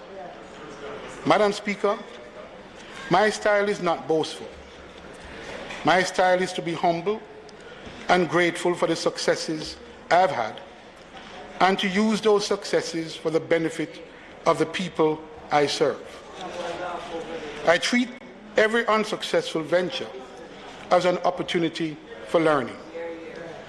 I look forward to the support of this Honourable House as Western St. Andrews seeks to achieve its vision and to fulfill its mission. Madam Speaker, I report that the state of the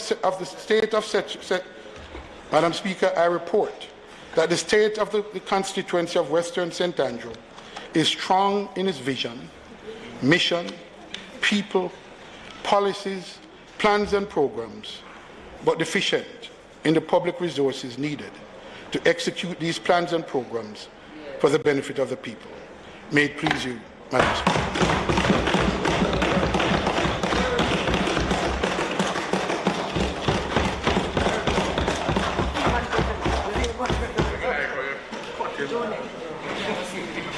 Thank the member from St. Andrew Western for his presentation. Thank you.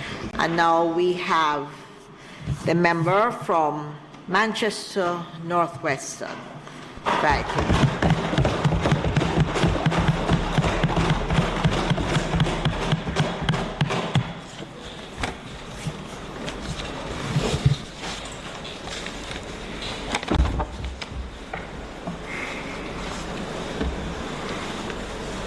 Madam Speaker, at the outset of my contribution to the State of the Constituency debate, I would like to thank the Almighty for guiding me through the years, especially through these difficult times of a global pandemic. Colleagues, we can all agree our country is going through unprecedented times. Our indomitable Jamaican spirit remains, highlighted by the dedication of our frontline workers, their hard work and commitment to keeping us safe and healthy must constantly be recognized. We are a grateful people. Madam Speaker, what is the state of affairs in my constituency, Northwest Manchester? In September 2020, the people elected me for a third term.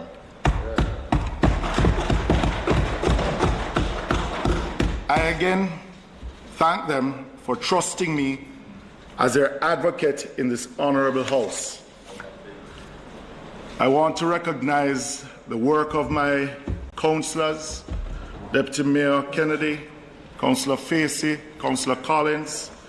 I want to thank them, Madam Speaker, for their years of service and representation to Northwest Manchester. As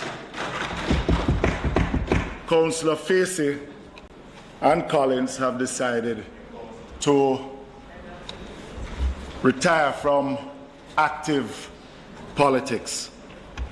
I want to also thank my caretakers for the work that they have been putting in. And when this local government comes, Madam Speaker, Northwest Manchester will be carrying home 4 from 4.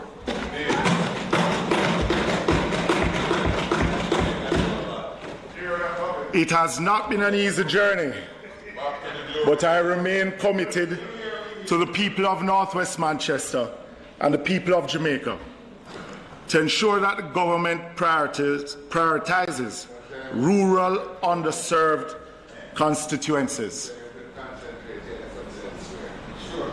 Madam Speaker, many might see us come here week after week. We are privileged to be 63 out of nearly 3 million citizens, to be able to represent the people of this country and our various constituencies. I don't take it for a joke, and I'm sure that many in here take their job seriously.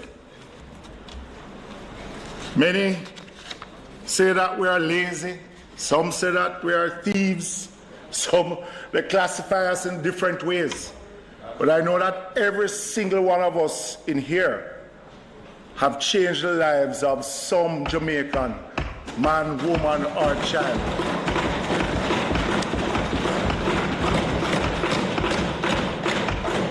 It is not an easy task, but it is one that we have committed ourselves to, and one that I'm sure that many, if not all of us in here, take seriously. I have said many times in this state that I have said many times, it is the state's responsibility to protect the most vulnerable within our society. Resources should be allocated sufficiently and used efficiently and effectively at all critical areas, including roads, education, health, water, and ICT infrastructure.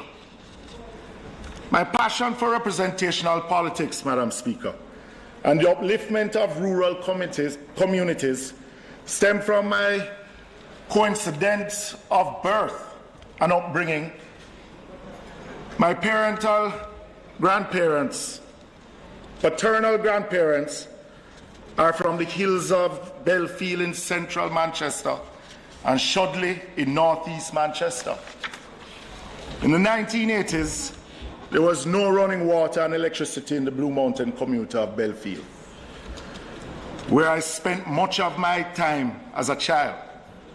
My recollection of those years ago fueled my passion for public service and representation. Madam Speaker, like previous members, I share the sentiments that MPs are currently doing tasks that are the responsibilities of state entities, such as the provisions of funeral grants, debushing, and welfare assistance. The state entities need to be reformed urgently, as it is their role to help vulnerable citizens, not only vulnerable citizens, but all Jamaicans, construct and maintain public goods. The current mechanism is highly inefficient, and we need to address it quickly.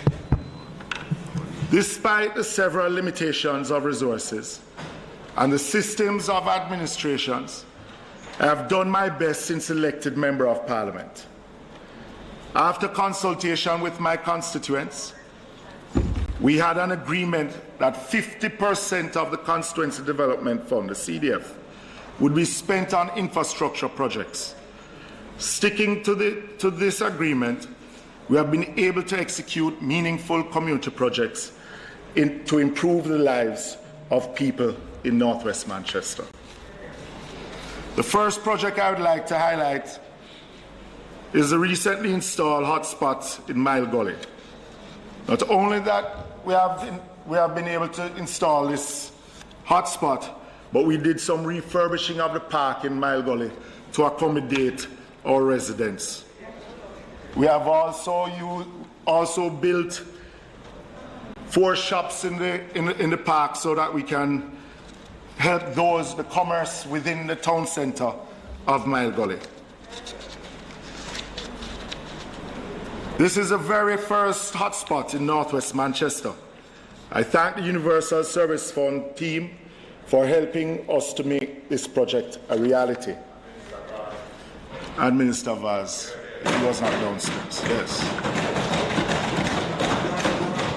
The USF has also advised that the second hotspot will be operational at the Greenvale Community Centre by mid-December, and the upgrading of the existing site at the Huntley Library will also be completed by January 2022.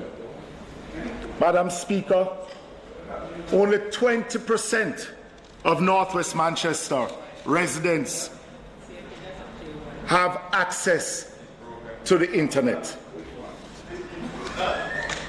It has been particularly challenging for students in my constituency to participate in online learning. I imagine it is the same for many students in other rural constituencies. Madam Speaker, the digital divide is indeed great. Although hotspots are being rolled out by the USF, a more cost-effective solution is urgently required to increase access to the internet in rural communities. Hotspots are only a solution. Hotspots are only a solution to bridge the gap. People need broadband connectivity in their homes and schools. If not addressed, Madam Speaker, urgently, Jamaica will be left behind in the digital revolution. I want to talk a bit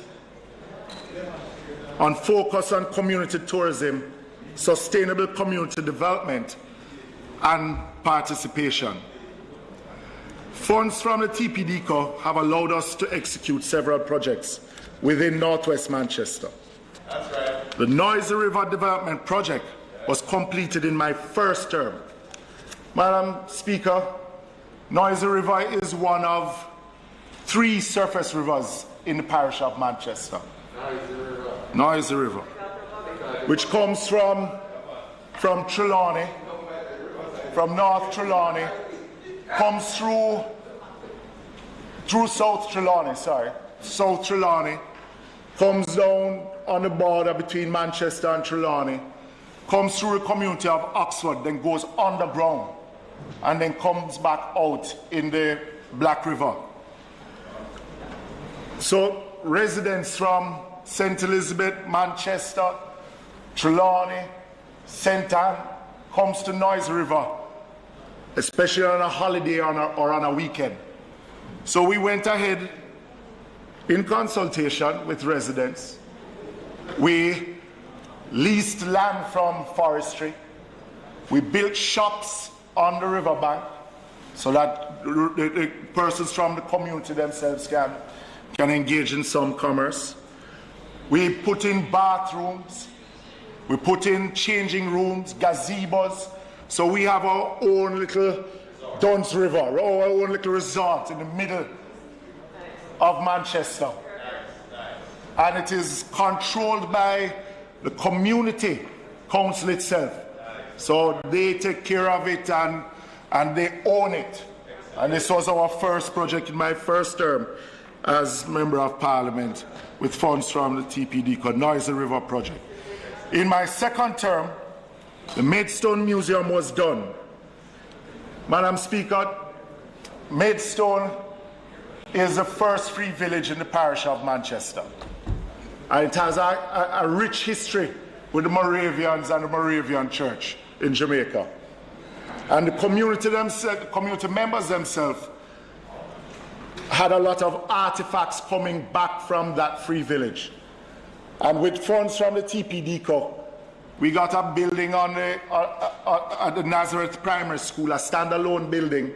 And with the funds from TPD, we were able to develop a museum dedicated to the Maidstone community and to those residents whose family settled there as free slaves, as free people. Thank you. I'm pleased, Madam Speaker, to announce that come December, we will be officially opening the Rising Sun Music Studio in Greenvale. Madam Speaker, this studio is the only one of its kind in central Jamaica going straight back to Montego Bay. Because not only it is that persons will be able to come there to cut a tune, but we have a rehearsal room with actual instruments that persons want to come and rehearse, do band rehearsal. No. Right? Now that Audley has gotten his voice, maybe he can come and bust a tune. Right? But the Prime Minister came there and toured it recently during the vaccination blitz. Sorry? That's central Manchester. We're dealing with Northwest. So it is the only one of its kind, Madam Speaker, and we are proud that we'll be opening it in December.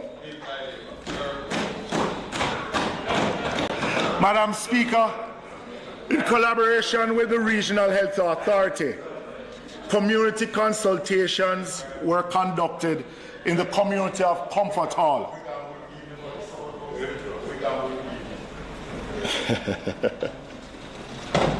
Comfort Hall, and arising from these consultations and discussions, the need for a health facility was expressed. Comfort Hall is located at the foothills of the Cockpit country. It is a deep rural community. Madam Speaker, they have no health care facilities. Comfort Hall residents must go either to Balaclava and St. Elizabeth, Mile Gully, or even as far as Mandeville for health care. I've started with the community, Madam Speaker, the process of building a Type 2 health centre in the community of Comfort Hall. Lack of funding has delayed the construction, but I have approached state agencies, Madam Speaker, for assistance in completing this project. But unfortunately, only the National Health Fund has provided a favourable response yet so far. But we are not giving up, as it has taken us 3 years to reach to the point where we are now. Government agencies need to invest more in health infrastructure in rural Jamaica. The pandemic has highlighted the importance of investing in health care. Rural constituencies need access to quality health care like urban constituencies. And the Ministry of Health and Wellness must deliver on its promise for universal health coverage for all. And in addition to the health facility, a library and community centre will be constructed in the community of Comfort Hall. These projects so far has only been funded through the CDF. Madam Speaker, I now ask for the suspension of standing order to allow the member from Manchester North West to complete his presentation, notwithstanding the restriction on time. Question before the House is that the member be given sufficient time to complete his presentation. Those in favour? Those against? The ayes have it. Go ahead. Thank you, Madam Speaker. I will answer you today. I will answer him today.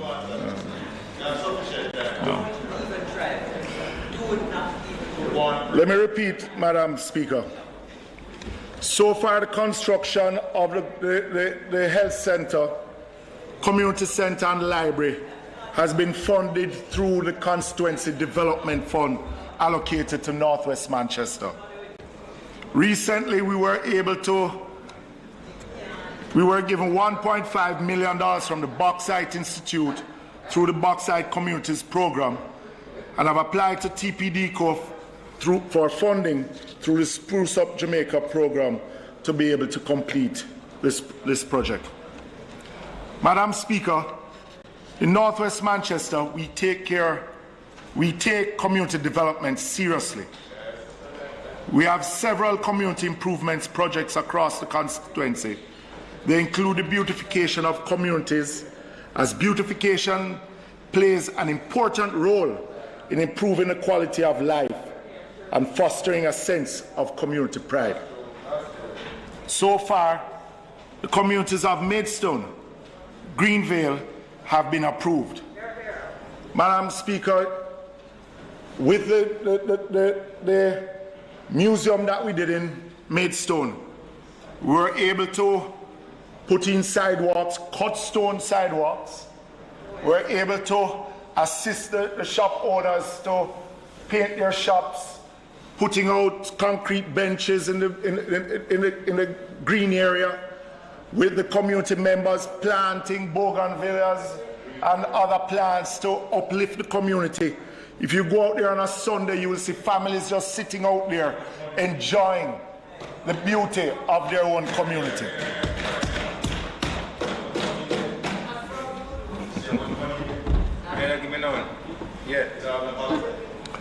Madam Speaker, the George Reed Project, Community Improvement Project, will begin in another 2 weeks.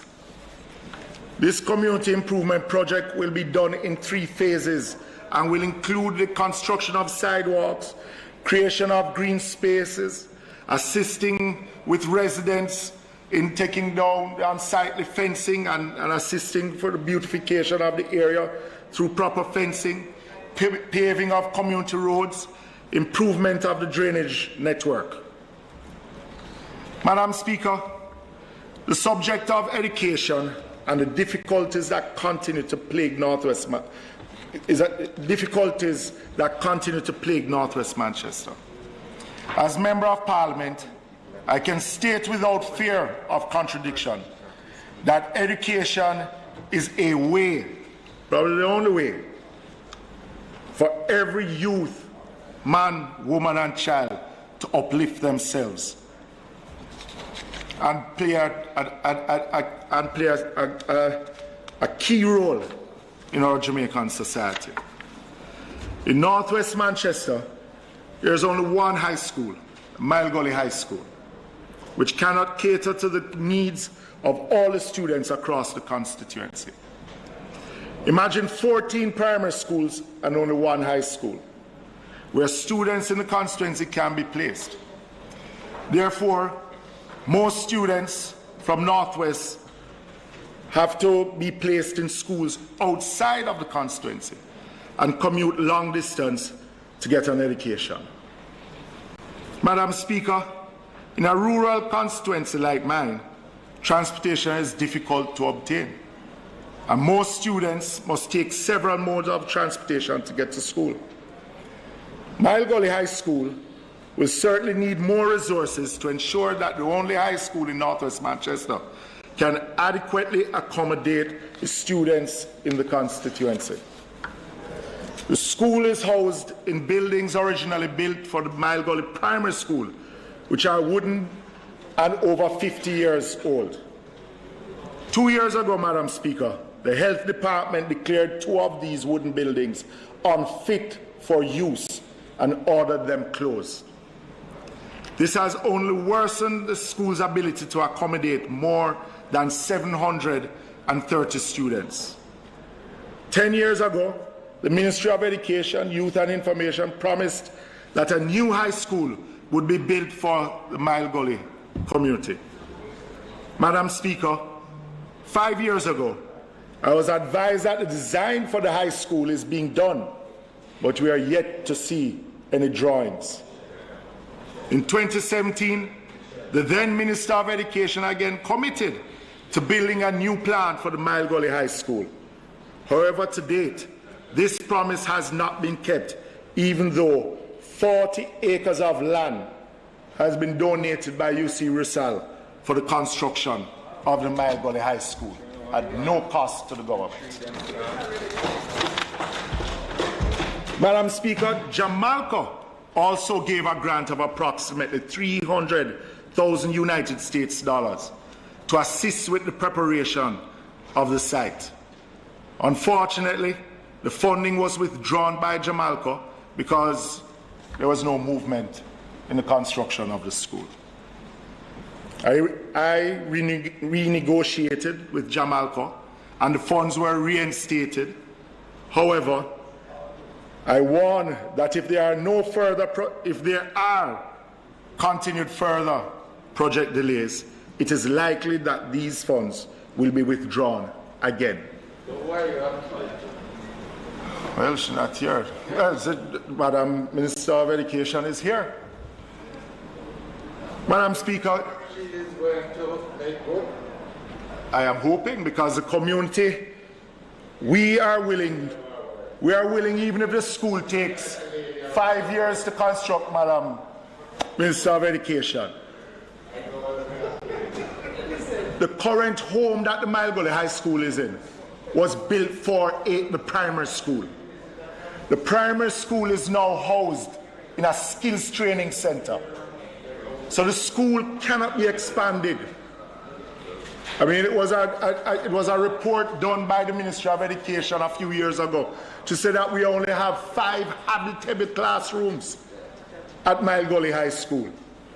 The former Minister of Education gave some funds, but it's not adequate. We were able to just put up 2 classrooms for 6 form block. But for a school in a constituency like Mile Gully or Northwest Manchester that can only house 730, probably maximum 750, and you'll be bursting at the seam. And a mule, but no school. So,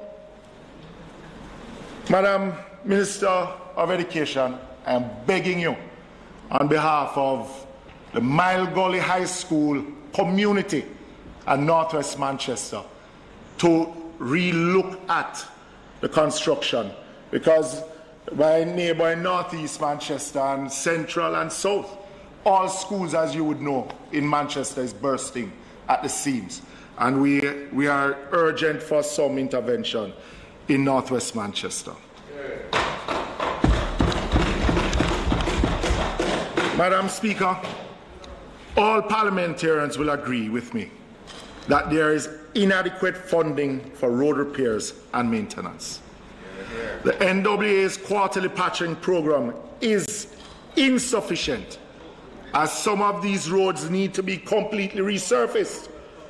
Rural constituencies have more municipal council roads, what we refer to as parish council roads, than NWA managed roads.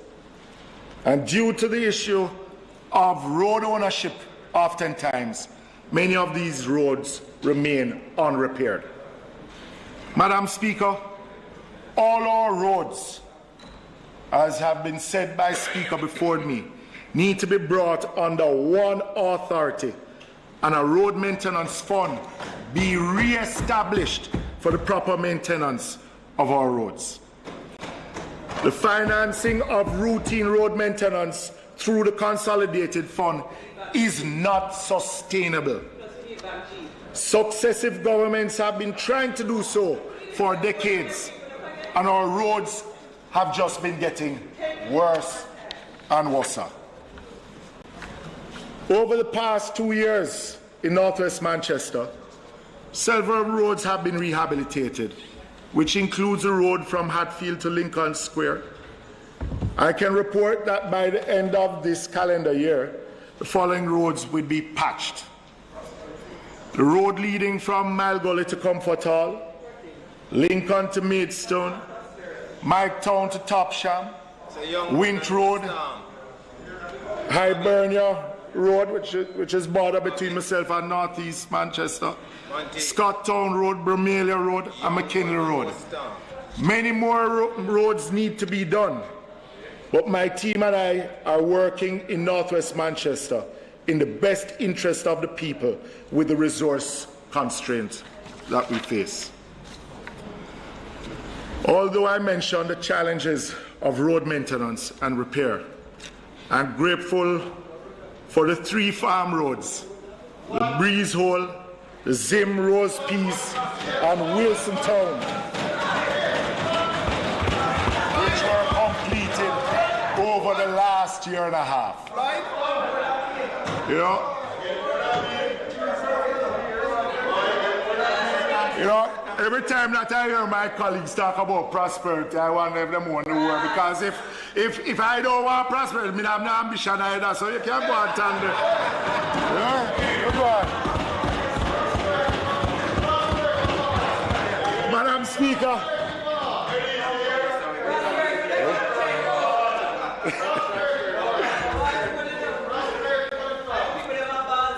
Madam Speaker, I just want to touch on an issue that affects both you and I.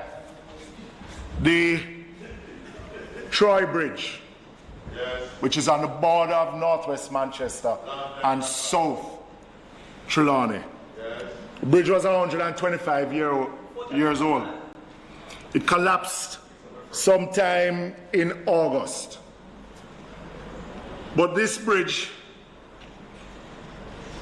serves the farmers from northeast Manchester, northwest Manchester, North Trelawney, South Trelawney, and those going in reverse from St. Elizabeth that will go to St. Anne or even the Trelawney markets. They traverse that route. But the bridge is down now for a couple months. And having dialogue with the National Works Agency, because, Madam Speaker, my fear is that very soon, and I'm not calling this down on any harm on any residents, but for the residents to move from Manchester to South Trelawney, they have created their own zip line. Yeah, to carry residents across, which is very dangerous. And speaking to the National Works Agency, I was hoping that we would have gotten the same response as a member from East Rural St. Andrew. Right? Because the cost of replacing this bridge will be a quarter of the breakaway that was in East Rural St. Andrew. But they are giving us a timeline that this bridge, one, is going to take 6 months to do geological work, then 6 months to design, and then hopefully it can meet the budget. But while that happens, there are persons when it rains, when there's no rain, they're walking in the riverbed to get to the other side. When there's rain, they're zip lining persons over the other side. And it is for we have a responsibility just for the safety of these residents.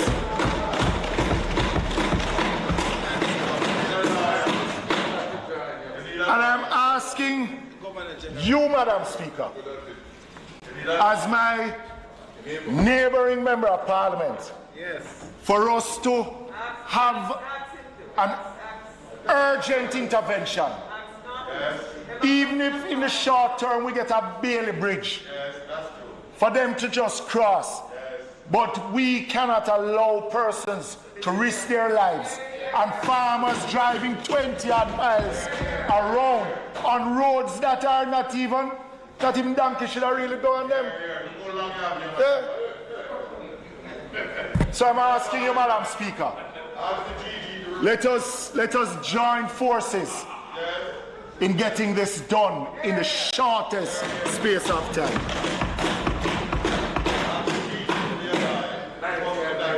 Madam Speaker, I invited Rada to visit Northwest Manchester, and former Minister Green came into Northwest Manchester looking at sites for the construction of 3 water harvesting ponds to assist the farmers with water during the dry periods. Currently, I'm in dialogue with Minister Shaw to support these projects. Madam Speaker, with climate change, a lot of farmers that normally would, during rainy period, would get rain, is now having dry spells. And in constituencies like Northwest Manchester, farmers either have to harvest waters with tanks that they would get from us, or purchasing on their own. And in many times, they have to buy water to put in these tanks. So we thought it fit, and as I mentioned, I want to thank Minister Green, because when we discussed it, it was a project that he was very much interested in.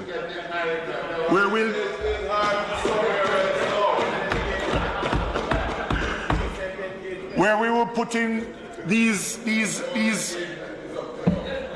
ponds lined, putting solar pumps and pipe them to some of the farms, that farmers themselves can have water during that period of drought.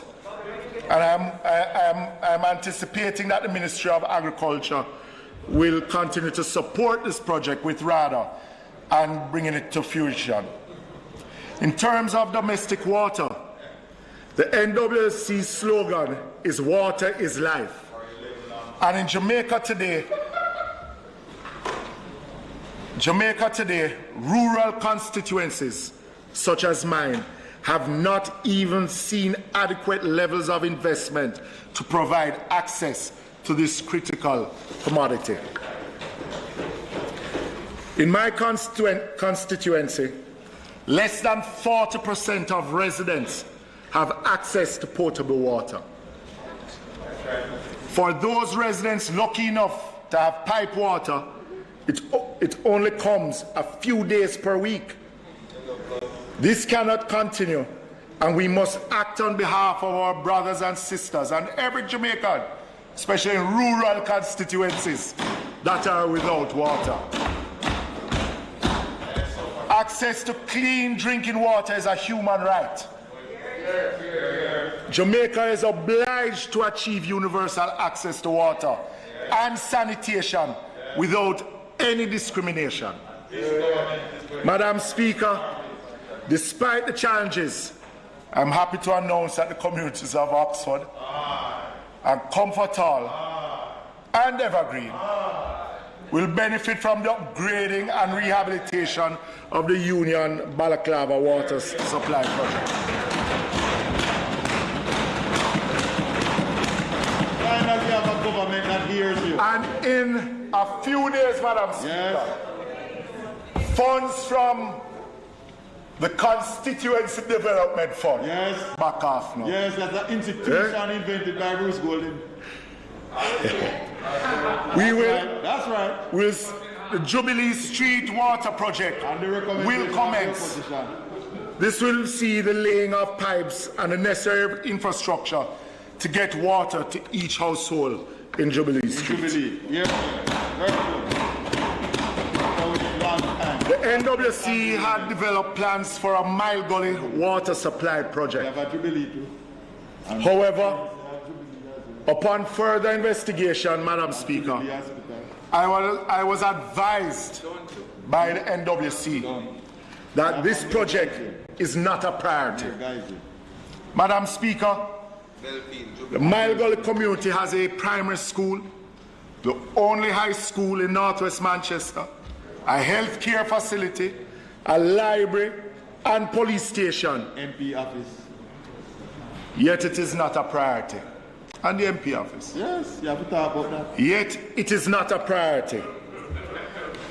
Can you imagine, with all these critical services, without potable water? In addition, there are 2,000 residents who live in and around the Mile Gully community. Their only connection is to pipes from the parish tank to the standpipe. Otherwise, they must harvest rainfall or purchase trucked water. Madam Speaker, the community of Comfort Hall, Evergreen, Oxford, has the largest water table in the parish of Manchester. That's true. Larger than the one that supplies Mandeville from Porous. But yet still, that community of Comfort Hall, Evergreen and Oxford gets its water from St. Elizabeth. Yeah? And yet still, the community. So while I asked the Minister of Education to look at a new high school, it would be great if we could turn on some pipe water to the new high school when it is constructed.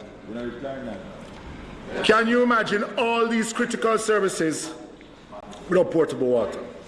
I'm pleading with the government to make access to water in Mile Gully and the rest of northwest Manchester a priority. The people need the water.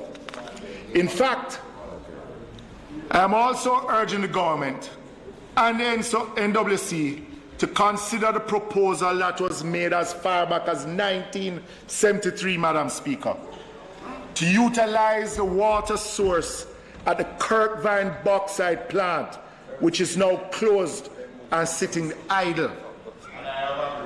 Madam Speaker, the volume of water that was needed to produce aluminium bauxite is more than the town of Mandeville itself may need on a daily basis. But yet still we have this infrastructure sitting down right there in the valley, closer, because all the pipes come from wells in Porous to Kirkvine. It was in this house that Michael Manley, in a budget presentation, made that recommendation in 1973.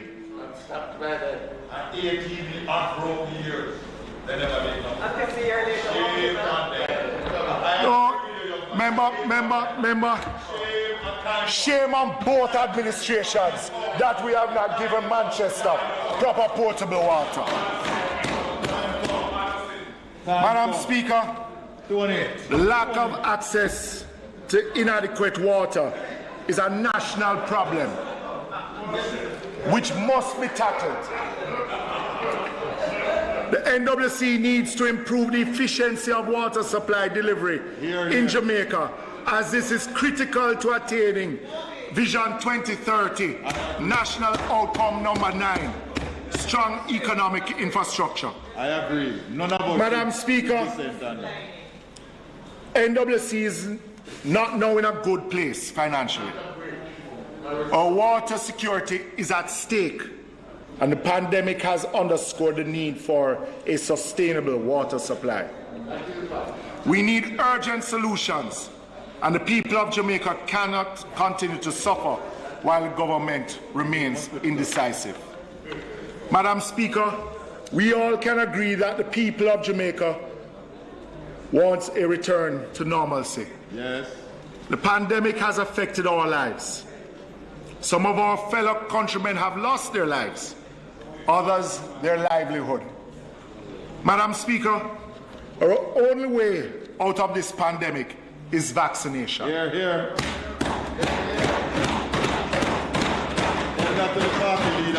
I would like to use this platform to encourage every Jamaican to get vaccinated. Yes. Here, here. I am vaccinated. Yes. My wife is vaccinated. Yes. My 2 daughters is vaccinated. Yes. My entire family is vaccinated. Your father too. My father is vaccinated. Next work. In Northwest Manchester, we are doing our best to encourage the people within Manchester to get vaccinated and get back to life.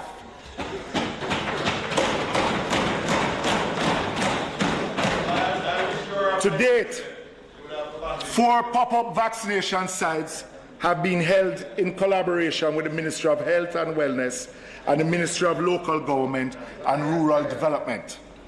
I hope that more will be held in Northwest Manchester. Madam Speaker, I would also like to thank the team of doctors, nurses, and community health aid workers at the Mile Gully Health Centre. They have been administering vaccines every Wednesday. To them, your dedication and hard work have not gone unnoticed, and on behalf of every resident in Northwest Manchester, I would like to thank them for their work. In conclusion, Madam Speaker, I've outlined some of the projects executed in my constituency over the past 3 terms, notably the last year, that I have done on behalf of the people of Northwest Manchester. Although we require much, my constituents and I are grateful for the assistance received from the ministries, agencies and departments as Member of Parliament. I will continue to hold the government accountable by highlighting the areas of weaknesses, the need for more effective and efficient allocation of resources, as well as providing recommendations where appropriate. In the best interest of my constituents in Northwest Manchester and the most vulnerable in Jamaica, with God's guidance and mercies, we will achieve a better standard of living for Jamaicans who reside in rural Jamaica. And Jamaica will become a place of choice to live, work, raise families, and do business. May God continue to bless Jamaica, land we love. Thank you, Madam Speaker.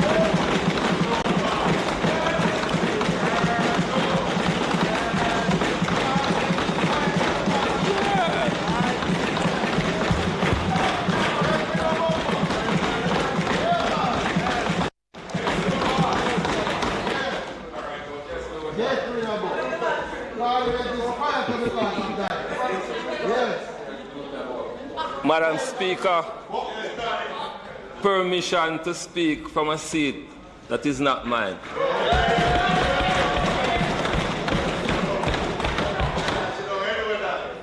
Madam Speaker, it is an honor and privilege to stand before this honourable House this afternoon to report to the country about Westmoreland Eastern.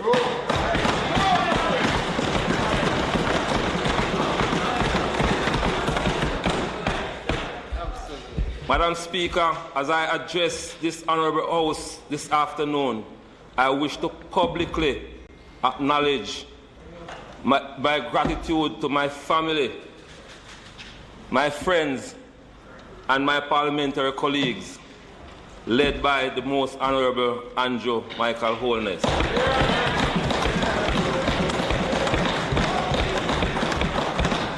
And a special recognition, Madam Speaker, to my constituents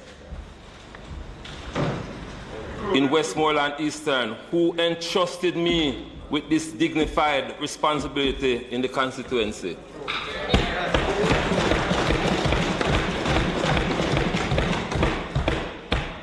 Madam Speaker, I want to acknowledge my colleagues who are working as councillor caretakers in the constituency.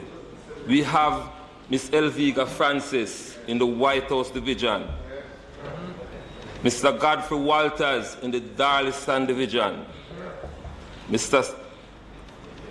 Richard Clear in the Leamington Division, and Mr. Aaron Williams in the Betheltown Division, who are all waiting patiently for the bell to ring to once again unseat the present councillor.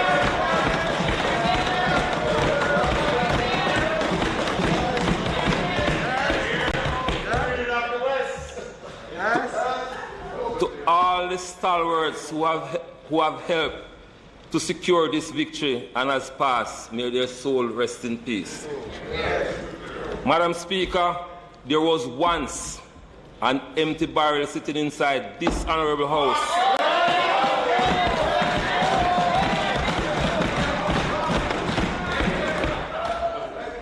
Who believed that his seat was permanent.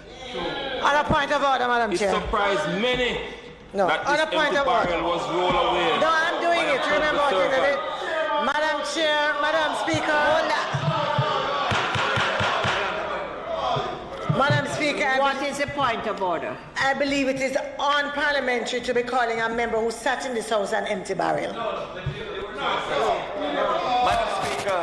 Madam Speaker, it is not unparliamentary to refer to someone as an empty barrel. Or, no, nothing is wrong with that. I mean, but I don't think. Yes, the truth of the matter, it is not unparliamentary. Members, I crave your indulgence. This is the members' maiden presentation.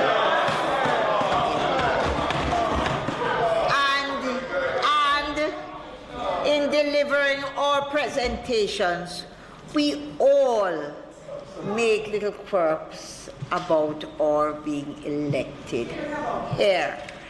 And I would like for us to extend to each other the gentleness that we ask the rest of the society to extend to each other and ask him to continue his presentation. Member from Westmoreland, go ahead. Then if you don't know who he's talking about, where's the point of order? Come on, go ahead. Because he said that an empty barrel once sat in this House. And I'm thinking that you should never refer to a colleague as an empty barrel sitting in this House.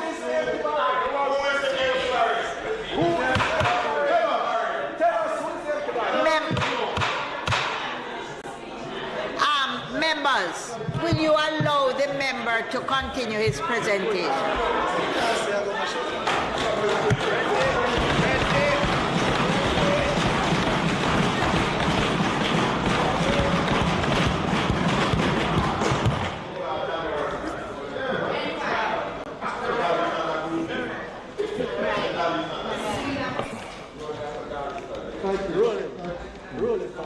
This empty barrel, Madam Speaker, was rolled away by a humble servant, thus creating history. Madam Speaker, the task is mine today to update this Honourable House and the people of Jamaica on the recovery process in Westmoreland Eastern. Madam Speaker, as a son of the soil in Westmoreland Eastern, I am fully aware of the issues affecting the constituents. Chief among them are insufficient water supplies, limited employment opportunities, insufficient opportunities to education and training, irregular garbage collections, road conditions, poor access to internet service, limited street lighting, neglect to small farmers, no proper sporting facilities, among other things. This, Madam Speaker, should not have been the case. Westmoreland Eastern was once under the stewardship of a former Prime Minister. Yes, correct. And a previous Member of Parliament who collectively served for over 30 years. Yes. Madam Speaker, Westmoreland Eastern should not have been the one of this constituency. How this is not so. However, this is not so. Madam Speaker, the constituency have grown tired of these empty promises. The disregard for their concerns and lack of representation.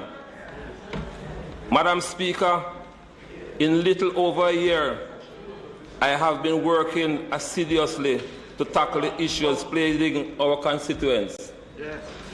Madam Speaker, vaccination has been a part of our lives since the onset of the coronavirus pandemic. And as such, I am urging the constituents of Westmoreland Eastern and by large Jamaica to let us get vaccinated and get back to life.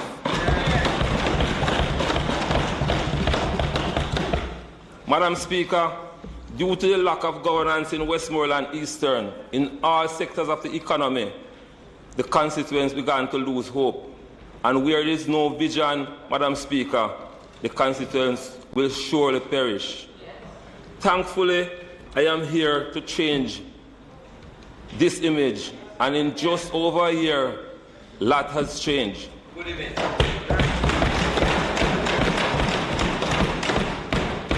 On the matter of education, Madam Speaker, we have been assisting children to acquire quality education. More than 60 tablets have been distributed through the CDF program. Madam Speaker, I am happy to report that through the assistance of my office, numerous students have received digital device through our own Your Own Device program, through the Ministry of Education.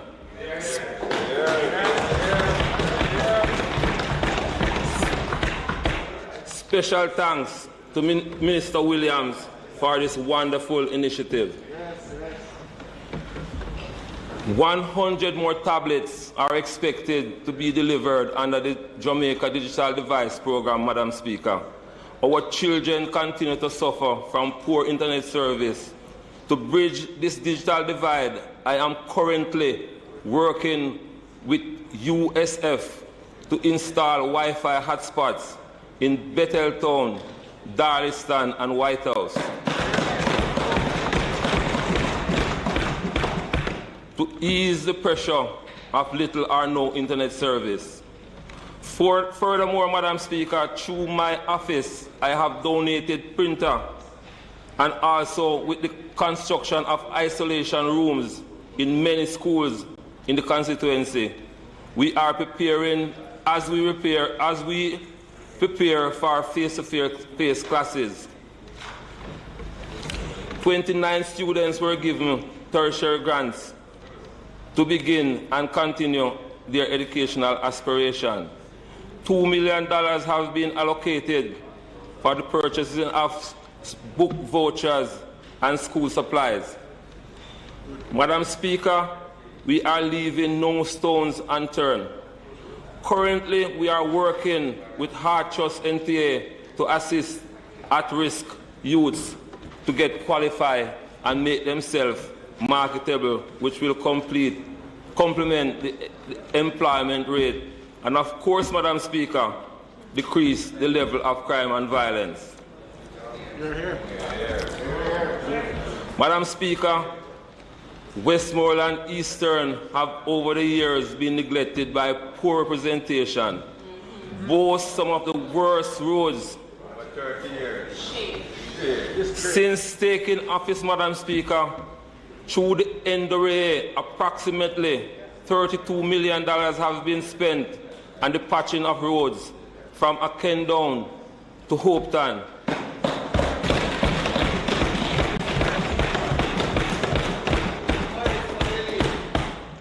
From Cave to Scarscove, Carmel to Darliston, Darliston to Woodstock, Darliston to Withorn, Jacksgate to Chester Castle, Stewart to Lambs River, Lambs River to Seaford Town, Seaford Town to Berkshire, Berkshire, Seaford Town to Marchman Road, Bethel Town to Duckets, Barneyside to Macfield.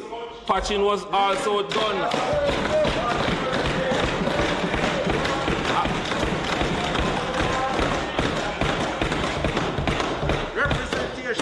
Patching was also done at Robbins River, Beeson Spring, Big Woods, Holly Hill, Ashton, and the Ark. Yes, Danny. Representation. Yeah. Madam Speaker, I have also submitted 3 project proposals for rehabilitation to the Lime Tree Road, Cedar Valley Road, Pinnock Shafton Road through the CDF funds, which is now in the procurement stage. In the same breath, Madam Speaker, I want to express heartfelt thanks to the former Minister of Agriculture, MP Floyd Green,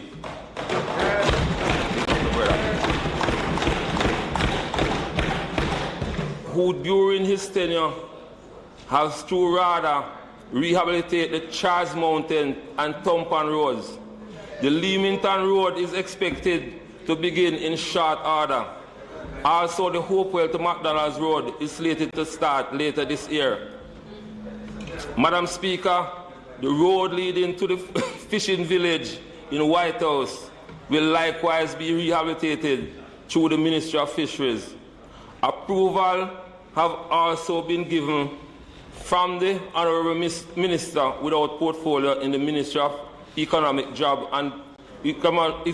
Growth and Job Creation with responsibility for roads, for rehabilitation of the Marchman to Retrieve Road at a cost of over $75 million.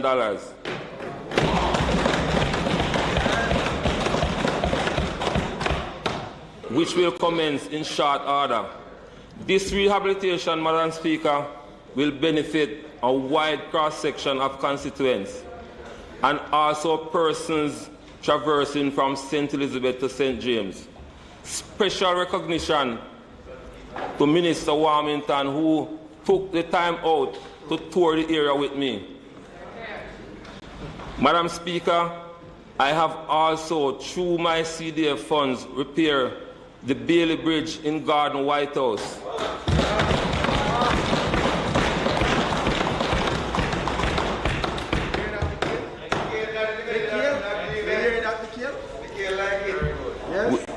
Which have been in a deplorable condition for many years.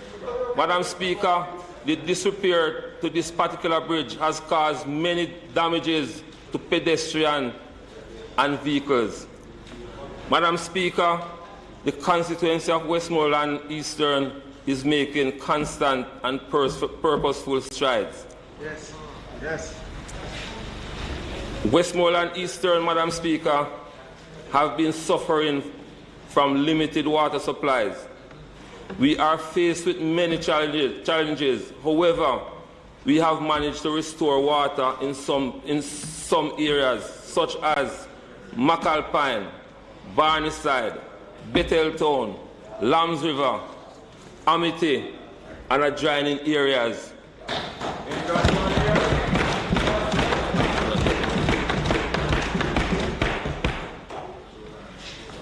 Areas which have pipelines laid for over 20 years, Madam Speaker. Shame. Without a drop of water, they can now bathe properly in their showers.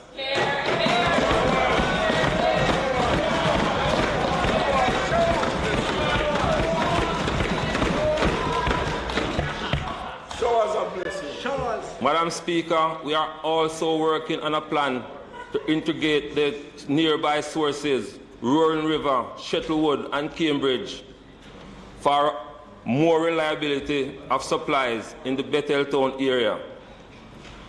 Myself, along with a team from NWC, has visited the Petersville community, who have been without water for several years, to access the water issue in the area.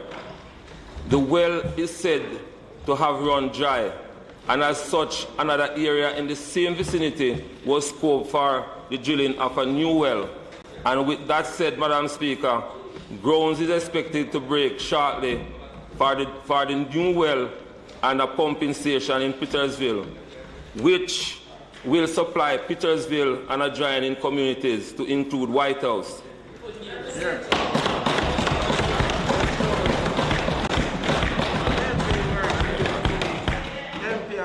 Madam Speaker, I am requesting the kind assistance from Minister without portfolio in the Minister of Economic Growth and Job Creation with responsibility for water to take a visit to assess the situation faced in the constituency. Madam Speaker, through my office, the people of Westmoreland have been benefiting continuously from numerous opportunities. In entrepreneurial opportunities, we have over 63 constituents receiving assistance to start up and to boost their small businesses.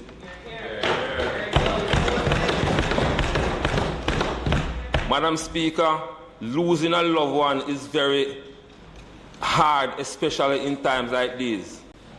Therefore, my office is helping to offset the funeral expenses as family grieve the loss of their loved ones.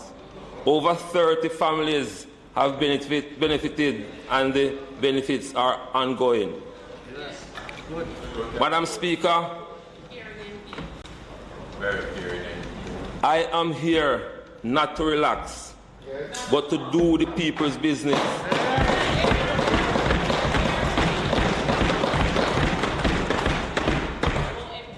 Madam Speaker, Westmoreland Eastern has a proud history of boasting with pride the best presentation of fried fish and bami. It's true. Over 80% of the families in White House area depends largely on fishing for a livelihood. True. Madam Speaker, as a farmer fisherman, I am aware of the challenges that are faced in the fishing industry. Right. I was glad when Minister of Agriculture and Fisheries extended assistance to the fisher folks in the constituency, a total of 214.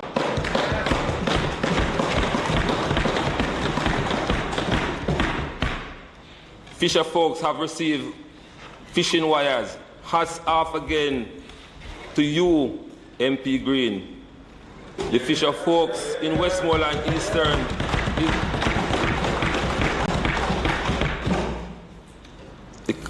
the fisher folks in Westmoreland Eastern can now rest assured that we, including you, Farmer Minister Green, have them covered. That's right. That's right. Madam Speaker, we are all agree that the pandemic has created opportunities, and as such, forcing our constituents to think outside of the blocks. in creating opportunities that will enhance their lives. One such opportunity is the diversification of farming. This new opportunity has even managed to capture persons who once through farming was not a choice of work for them. Madam Speaker, I now ask for the suspension of the standing order to allow the member from Eastern Hanover to complete his presentation. Eastern Westmoreland, sorry, to complete his presentation. Question before the House is that the member from Westmoreland Eastern be given sufficient time to complete his presentation.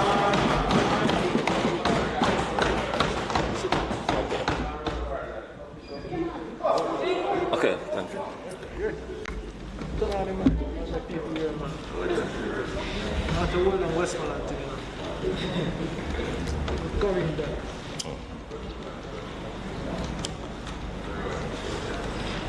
Madam Speaker, our agriculture system in the White House division will receive a boost from JISTV through the Ready-to program, where we are to receive in short order 6 greenhouses that will serve the communities in the area.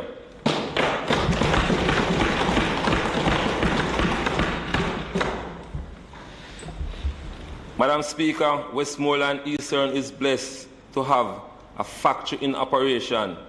This factory is expected to process approximately 70,000 pounds of pineapple per week. Most, if not all, will be from local farmers in Westmoreland Eastern.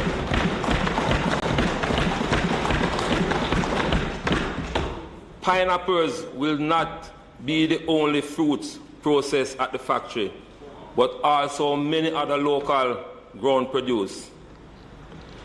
Through the PIP program at RADA, several farmers have received broiler chickens, feeds, along with fertilizers.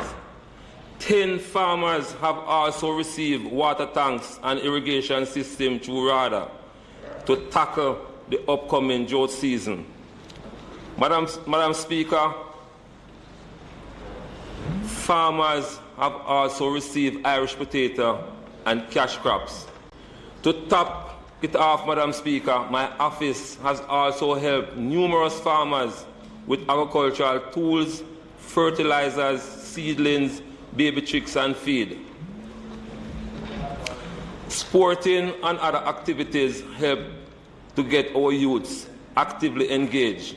Madam Speaker, as it relates to sports, in Westmoreland Eastern,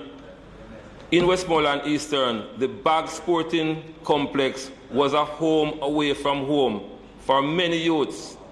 Madam Speaker, lack of management has caused the rapid deterioration of the complex, which is now a feeding ground for cows, donkey, and goats.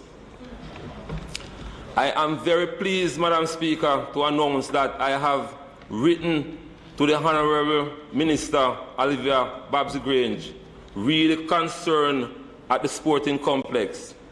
Madam Speaker, not only did I get a quick response to the letter I sent to Minister, but also on Friday, October 22nd, 2021, the project officer from Sports Development Foundation have assessed the complex and plans are in place for its rehabilitation.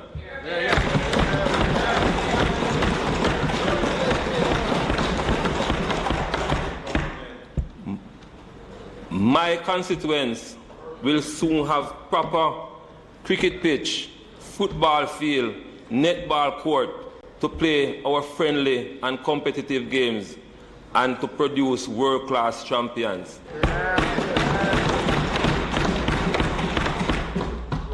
Madam Speaker, we are taking actions and getting results.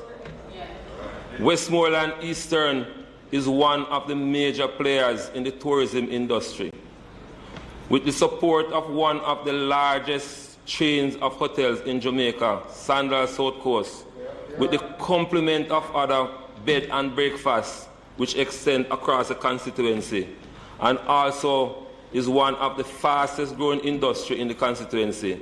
It is my intention to ensure and promote adequate security, community tourism, heritage and cultural tourism with the help from TPDCO and other stakeholders.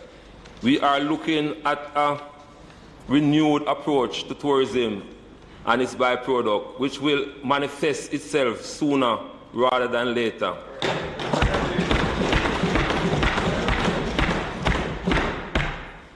Madam Speaker, White House is the largest commercial town in Westmoreland Eastern and is being more and more congested day by day. Therefore, I have reached out to the Factories Corporation of Jamaica, who owns a portion of land in the White House, to establish a commercial town outside of the present town.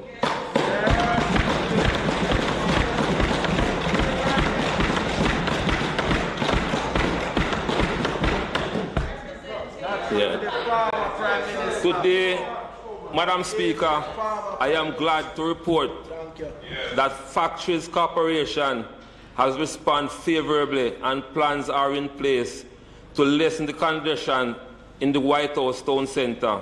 This may take some time, but we will get our desired results. Yes.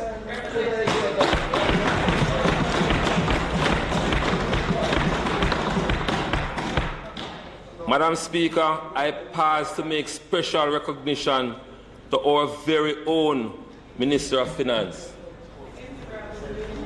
Minister Nigel Clark, who is a product of the beautiful parish of Westmoreland. And to be exact, Madam Speaker, Westmoreland Eastern, who have been doing a tremendous job. I want to acknowledge the many great initiatives he has implemented, which have helped to alleviate the crippling impact of the pandemic on the most vulnerable. The We Care program was one of the many programs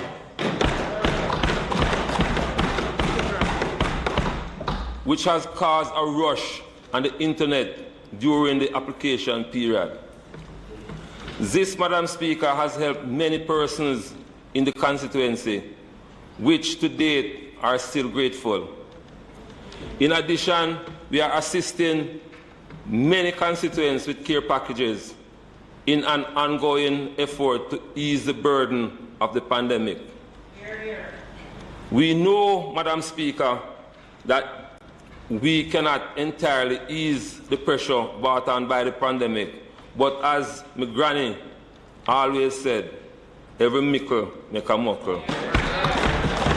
Thank you, Minister.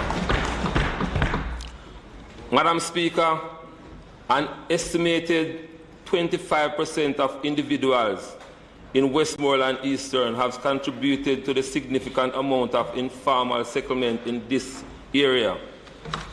Constituents living in such situation experiencing disadvantages by shortage of basic infrastructure, security, among other things.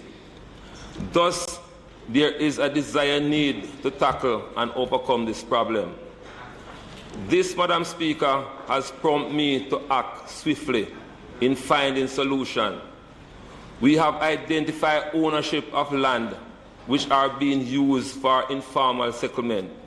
Currently, we are working with UDC and the Housing Agency of Jamaica to regularize these settlements. Madam Speaker, Westmoreland Eastern is set to benefit from the Hope Housing Program.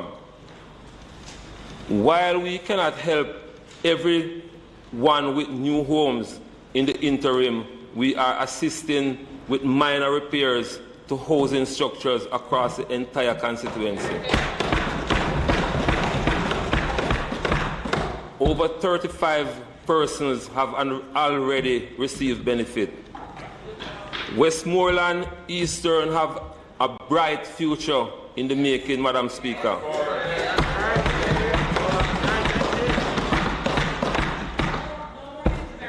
In concluding, Madam Speaker, My stewardship is guided by resilience, hard work, determination, diligence, persistence, and innovation. I also want to encourage my constituents to remain steadfast and trust the process. Yes. As I remain devoted to the task at hand, while working with the constituents to improve roads, social development, agriculture, education, and security.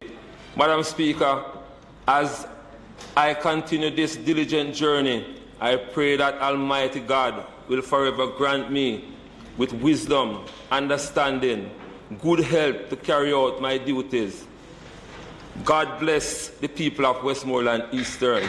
God bless Jamaica. Thank you.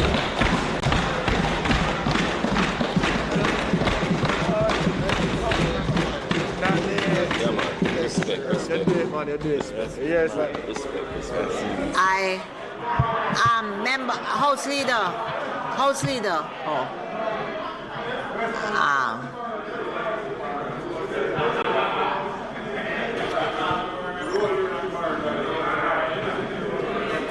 Good.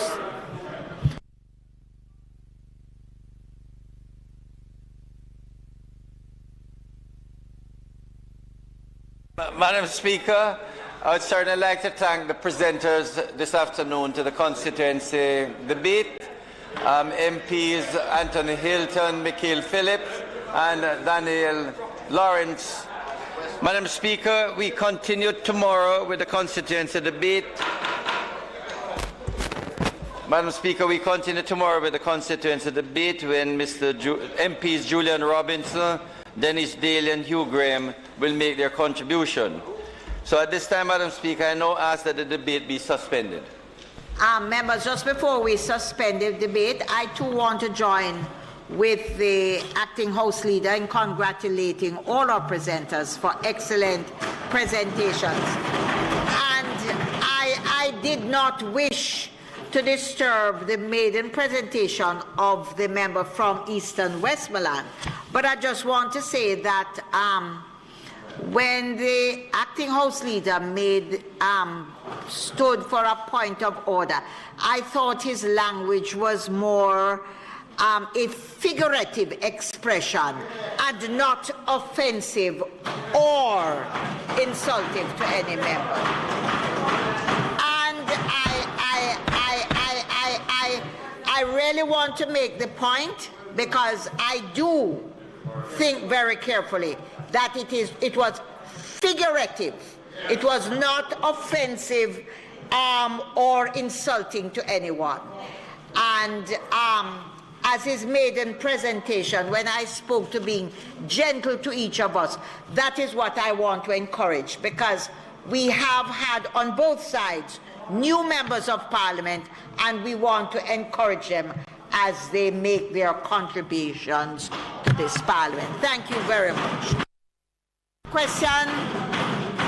The question before this House is that we do adjourn until tomorrow, the 3rd of November, when the State of the Constituency debate will continue with other items on our agenda. Those in favour?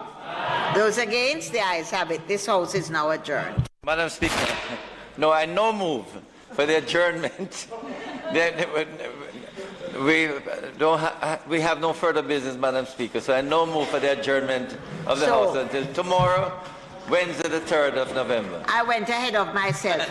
The question before the House now is that the House do adjourn until tomorrow at 2 o'clock, when the business of the House will continue. Those in favour? Those against? The ayes.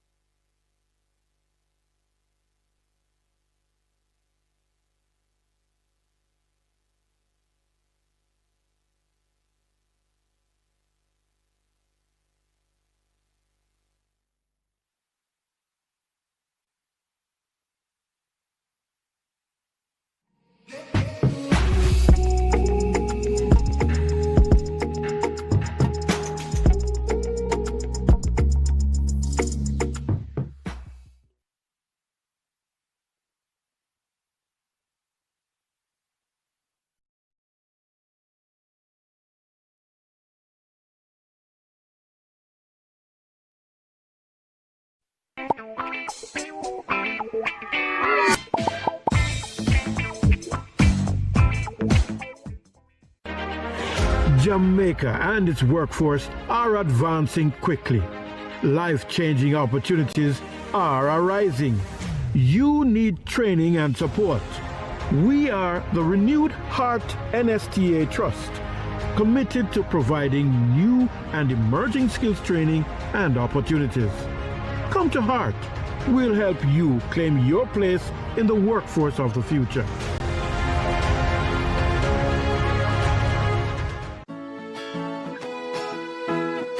Crime is Jamaica's #1 threat.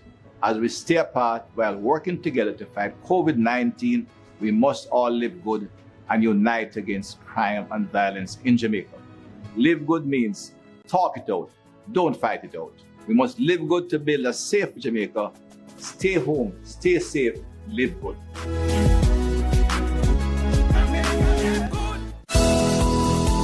Reduce your risk of viral illnesses like the flu and coronavirus. Wash your hands frequently with soap and water. Cover your nose and mouth when coughing with a tissue and dispose of it. Avoid close contact with anyone with the cold or flu-like symptoms. If you think you've been exposed to COVID-19, stay home. Self-isolate immediately and call 888-1-LOVE. That's 888-663-5683. A message from the Ministry of Health and Wellness.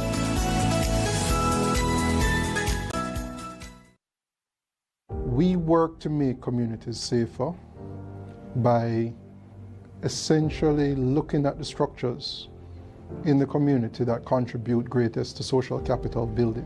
Try to reinforce, build, and establish those structures in a way that the community can sustain their own safety and own their own peace. When we say, for instance, we're doing a zinc fence removal program, what we're really doing is improving the line of sight. If you're on the street and you can see better what is behind the fences, then as you walk along the street or children play and etc., you're able to contribute to crime prevention.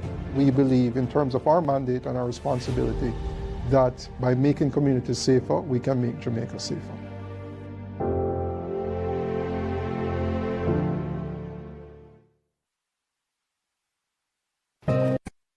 The following is brought to you by the Office of the Prime Minister. I'm saying to every single Jamaican, you will decide how this pandemic ends. If you wear your mask, if you maintain the physical distance, and if you decide to take the vaccines when it is your time, the pandemic will end. But if in frustration or just ignorance, we do not take responsibility, then the pandemic could end badly, including the loss of more lives. The proceeding was brought to you by the Office of the Prime I want pop down and fenke. If they burn mosquito and run with dengue, so no make water cycle in open container. For them to read up under the danger. Usher them out, run them away. Slap them with the zapper and down them with spray. Use mosquito net and mosquito screen. Protect your household, now make them come in. If you no want pop down and fenke. If they burn mosquito and run with dengue. A message from the Ministry of Health. This is Iroy. Iroy is a born Jamaican. Wagwan! Iroy and the other Jamaican iguanas live in the Hellshire Hills Forest in St. Catherine, Jamaica. Jamaican iguanas live in Jamaica and nowhere else in the world. Big up me crew! Iroy and his friends eat fruit, flowers and leaves and are not harmful to people. Me yam the seed. I poop it out. Look on that. New trees them out. The Jamaican iguana was thought to be extinct. Dead and gone. But in 1990, a small group was found living in the Hellshire Hills. Thanks to many scientists from Jamaica and around the world, their numbers have grown. The Jamaican iguana is one of the biggest conservation success stories in the world. But their survival is still threatened by mongoose, wild pigs, stray cats and dogs that attack them, their babies, and their nests. People also destroy their forests by cutting down trees for charcoal. People, no trouble me. Please, just help me protect me and my yard. For more information on how to help the Jamaican iguana, log on to www.jamentrust.org. Hi, I'm Ashley M., media personality. COVID-19 is affecting everyone, it not partial. I wanted to protect myself, so I took the vaccine. I know that online school has been a challenge for students, parents, and teachers, and now it's time to get our kids back in the classroom where they belong. Visit the Ministry of Education, Youth and Information's social media pages. Get vaxxed, get face-to-face.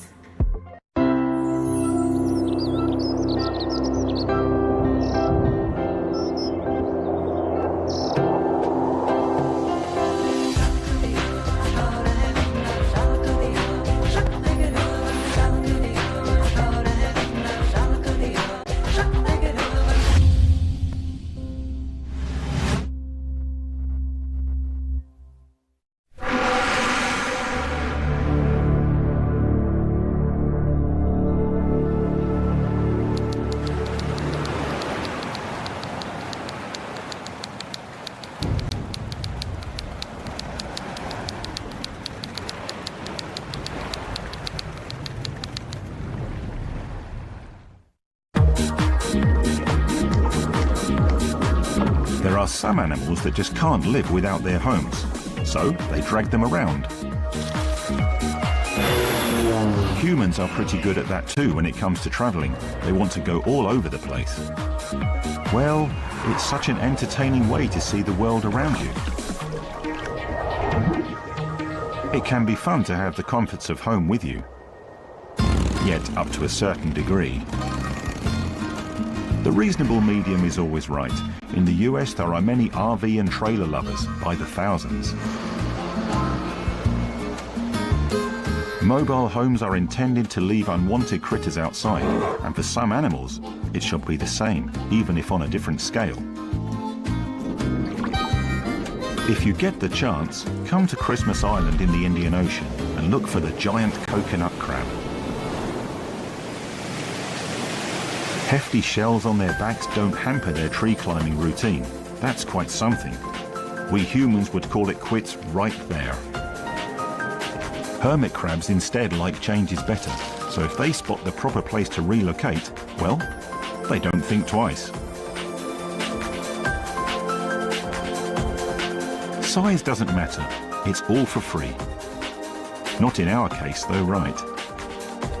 Home on your back also means safety, or better, you can travel anywhere and hide from those bad guys who want to eat you alive. Well, some will anyway. The setback is, once you get to the shore you were pining for, it might be quite cumbersome to drag your roof around. So on the boat to the beautiful Galapagos to check out another big guy with an even more remarkable home. The giant tortoises might look a little more nimble with their long legs and have an easier time shifting around the weight on their back. But always never in a hurry. Why bother, right?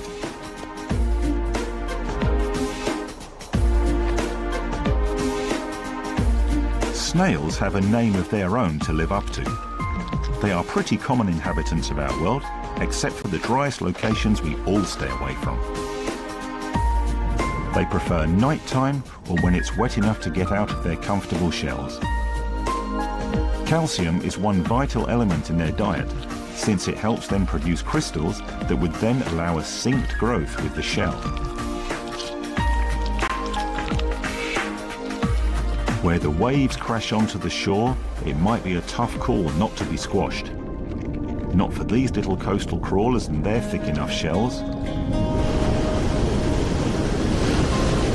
So, like our RVs or Winnebagos, mobile homes can have all the possible shapes, colours and sizes. Oddly enough, shells were also a common currency used for transactions in the Polynesian islands. How cool it would be to stack up some cash like that. If you had some substantial savings, well, you might want to buy your own yacht. Labor for learning before you grow old, for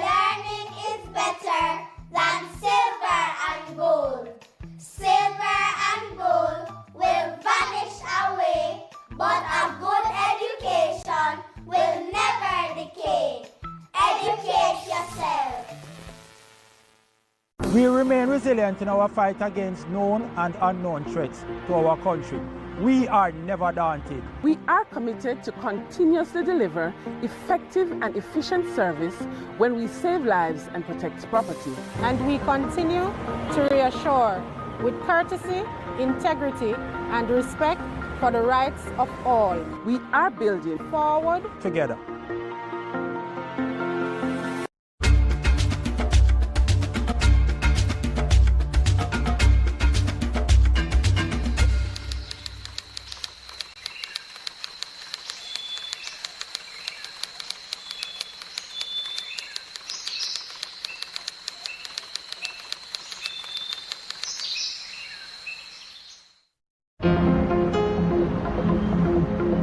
Architecture is widely considered one of the finest human accomplishments.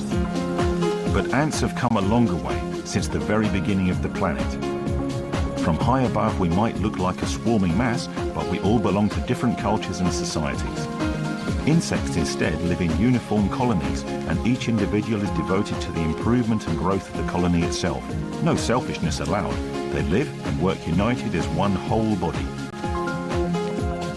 The best example of such teamwork can be witnessed in the world's largest tropical rainforest, the Amazon.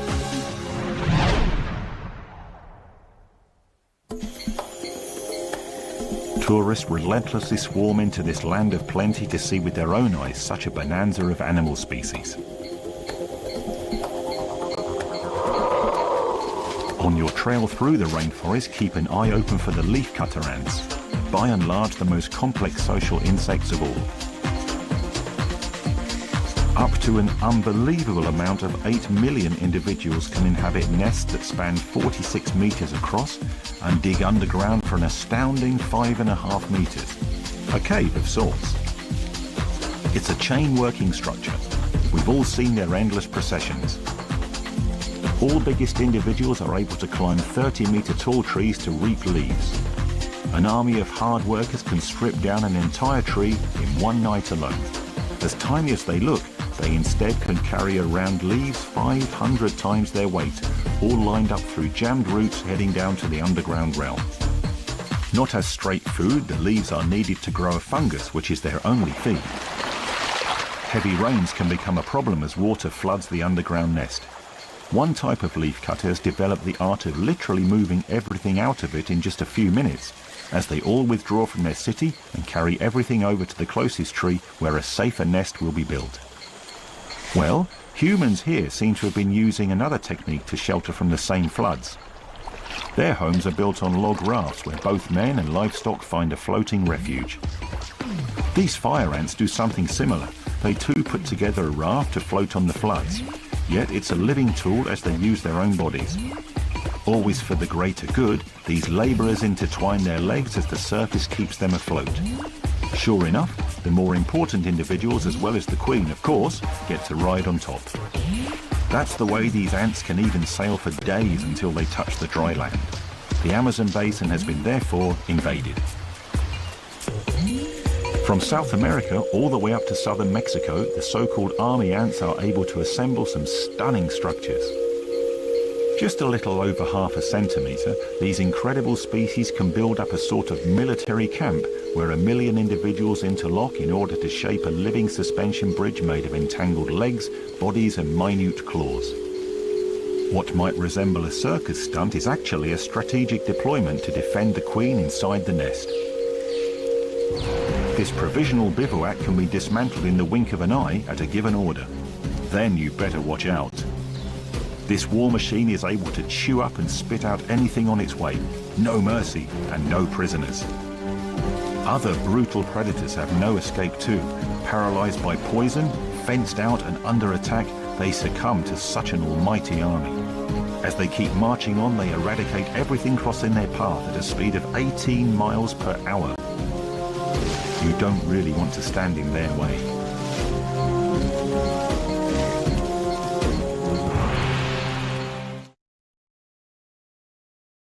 With Without a doubt, tourism is Jamaica's #1 industry, and our dedicated workers are its greatest asset. Jamaica would not be the heartbeat of the world without you.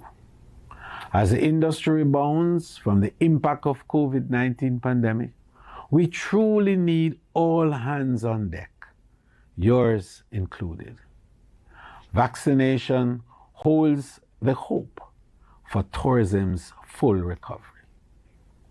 In addition to COVID-19 protocols, it is the only comprehensive way to fight the pandemic and save lives. I am therefore urging every worker in the tourism and hospitality industry, in all the subsectors, including accommodation, attractions, entertainment, transportation and craft, to do your part and get vaccinated. Do it for yourself, your family, your workplace, and your community. Do it for Jamaica, land we love. Stay safe. Get vaccinated.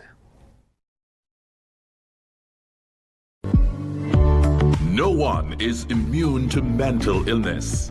Your age, race, gender, social class, or economic status is no match for addictive behaviors, anxiety or eating disorders, depression or schizophrenia.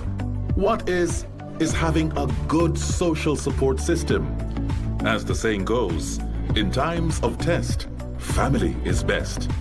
Unfortunately, many are denied the benefit of the support of family and friends because of stigma and an oppressive silence around mental illness. Let's put an end to the silence. Speak up. Speak now. End the stigma. Share your story. End the stigma. A message from the Ministry of Health and Wellness.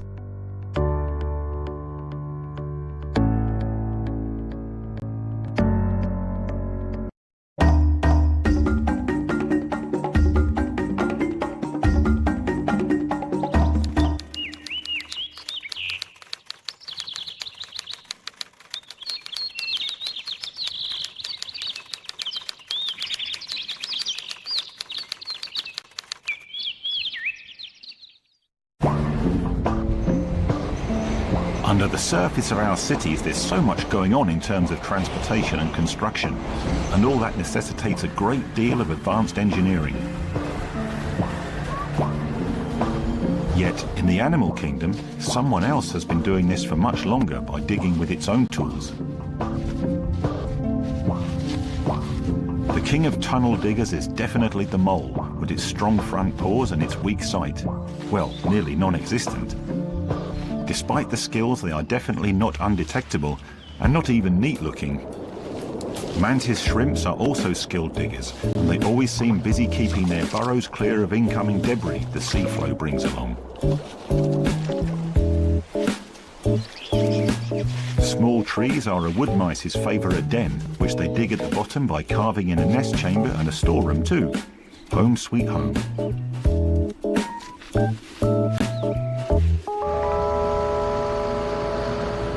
In the African Kalahari Desert, some far from good-looking little animals can do some serious digging. 250 naked mole rats live together in an underground colony. Their teeth are professional tools, yet they are so big that the mouth is always open. These relentless diggers can dig underground for over 1.5 kilometers.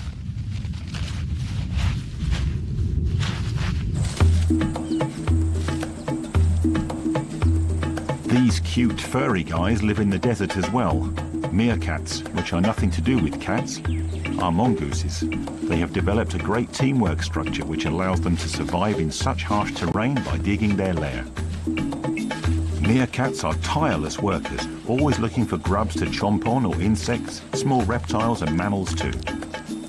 They can dig up twice their own weight in sand in no time. But when you are nose down and bottoms up, digging might become dangerous, so that's what sentries are for. When it gets too hairy out there, the alarm goes off and they all rush back inside the much safer den.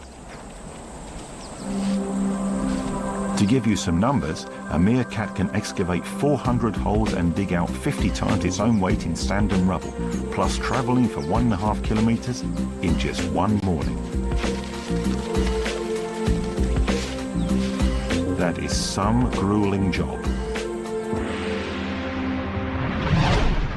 But in order to see one striking digger, you'll have to fly over to the Badlands of Dakota in the United States.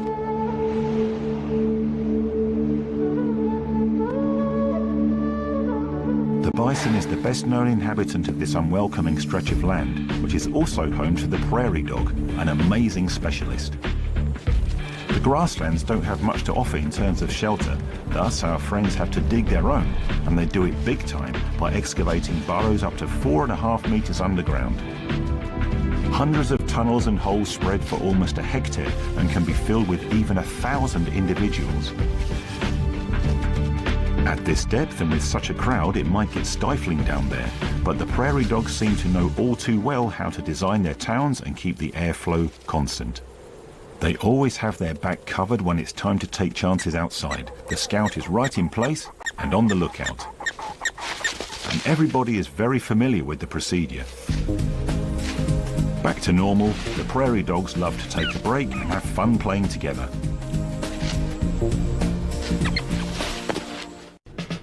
This is a message from the Early Childhood Commission.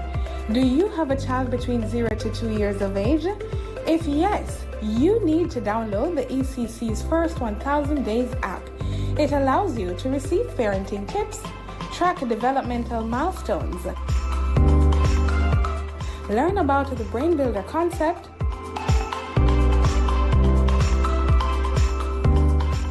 receive relevant articles and research, plus interactive content. The First 1000 Days app, now available for download on the Google Play Store and the Apple App Store. Jamaica, I can help you protect our citizens. Jamaica Eye will play a part in increasing your public safety. Jamaica Eye is part of an island-wide network of camera surveillance systems designed to increase the safety of you, our citizens. If you have a camera system outside your home or office facing a public space, log on to jamaicaeye.gov.jm today. Jamaica Eye, we're all connected. The Ministry of National Security, creating a safer and prosperous Jamaica. This is our home, Jamaica, and tourism is the lifeblood of our country. Let's all feel good again. Whether with family or friends, we want you to enjoy your staycation. We have to ensure that they are comfortable, they feel well protected.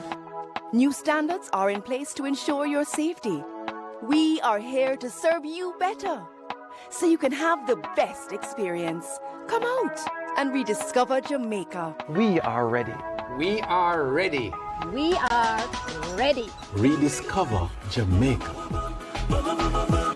Heartbeat of the world. The corrupt are getting away too often. Help catch them now. Jamaicans must call 1-800-CORRUPT. Yes! Enforce the law.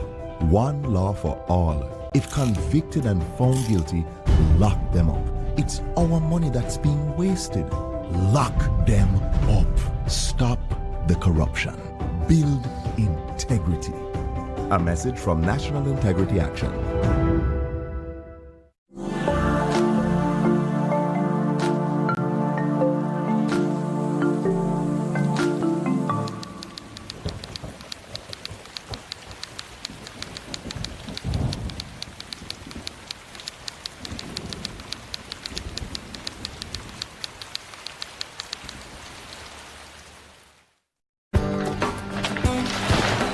The beaver is the king of dam builders. With the prowess of an engineer and carpenter combined, this species can be easily sighted around the wetlands across Europe and America.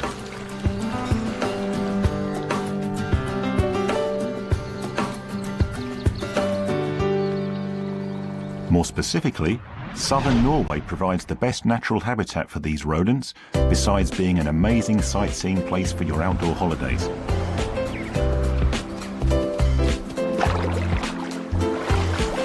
If If you happen to bump into piles of wooden material like sticks, logs, dams and chiseled trees, well, you know somebody is hard at work as usual.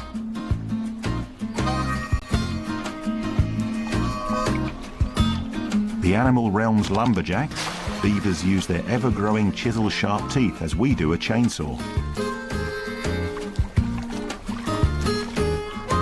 They are very efficient at what they do and work through a lot of wood. 1 metre wide trees are within their range, and just one family is able to tear down hundreds of trees during wintertime. All this much wood is needed to build their home, which then stands in the way of water downstream, making its level rise, consequently forming a moat around it. Dams can be as tall as 2 metres and 22 metres long. Basically, the older they are, the bigger they get. The largest to our knowledge was over 600 metres long, a colossal wood stack.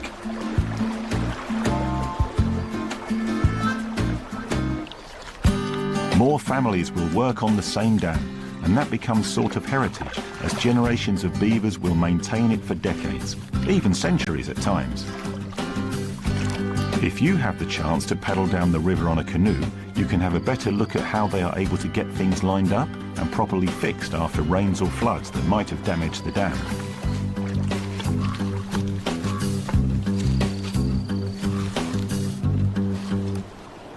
The lodge resembles a fortress to some extent, as it's conceived as a shelter from the weather and protection from outer dangers, which the beaver signals by hitting the water with its wide tail. Then it dives under for as long as 20 minutes, if necessary.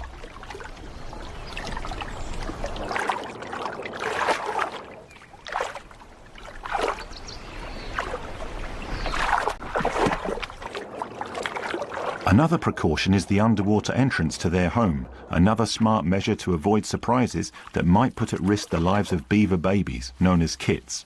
A litter can have as many as 8 a year. Night time is when these guys get more dynamic at collecting leaves, felled logs or bark to munch on. So if you happen to see a load of wooden stuff floating by, well, that's dinner on the way home.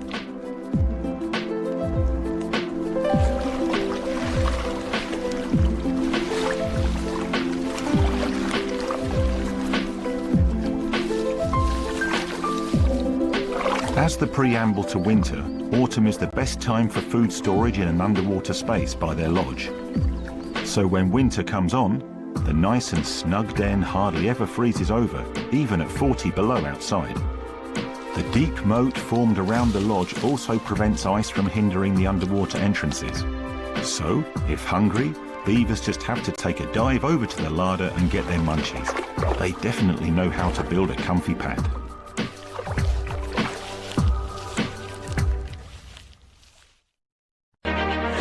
Jamaica and its workforce are advancing quickly. Life-changing opportunities are arising. You need training and support. We are the Renewed Heart NSTA Trust, committed to providing new and emerging skills training and opportunities. Come to Heart. We'll help you claim your place in the workforce of the future.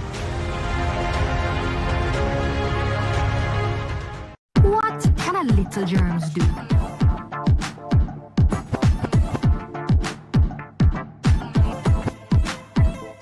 Pink eye, running belly, even flu. Germs can make them happen to you. Put germs on our manners with these.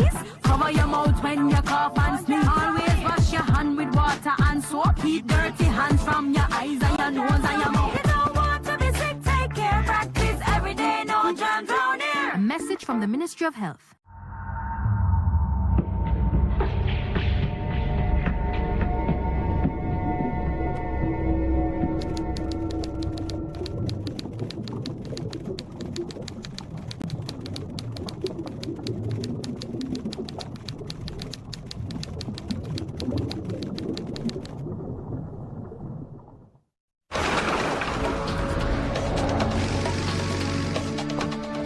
If you want to find out more about the most amazing animal builder, Australia is the right place to visit, and nobody goes back home disappointed.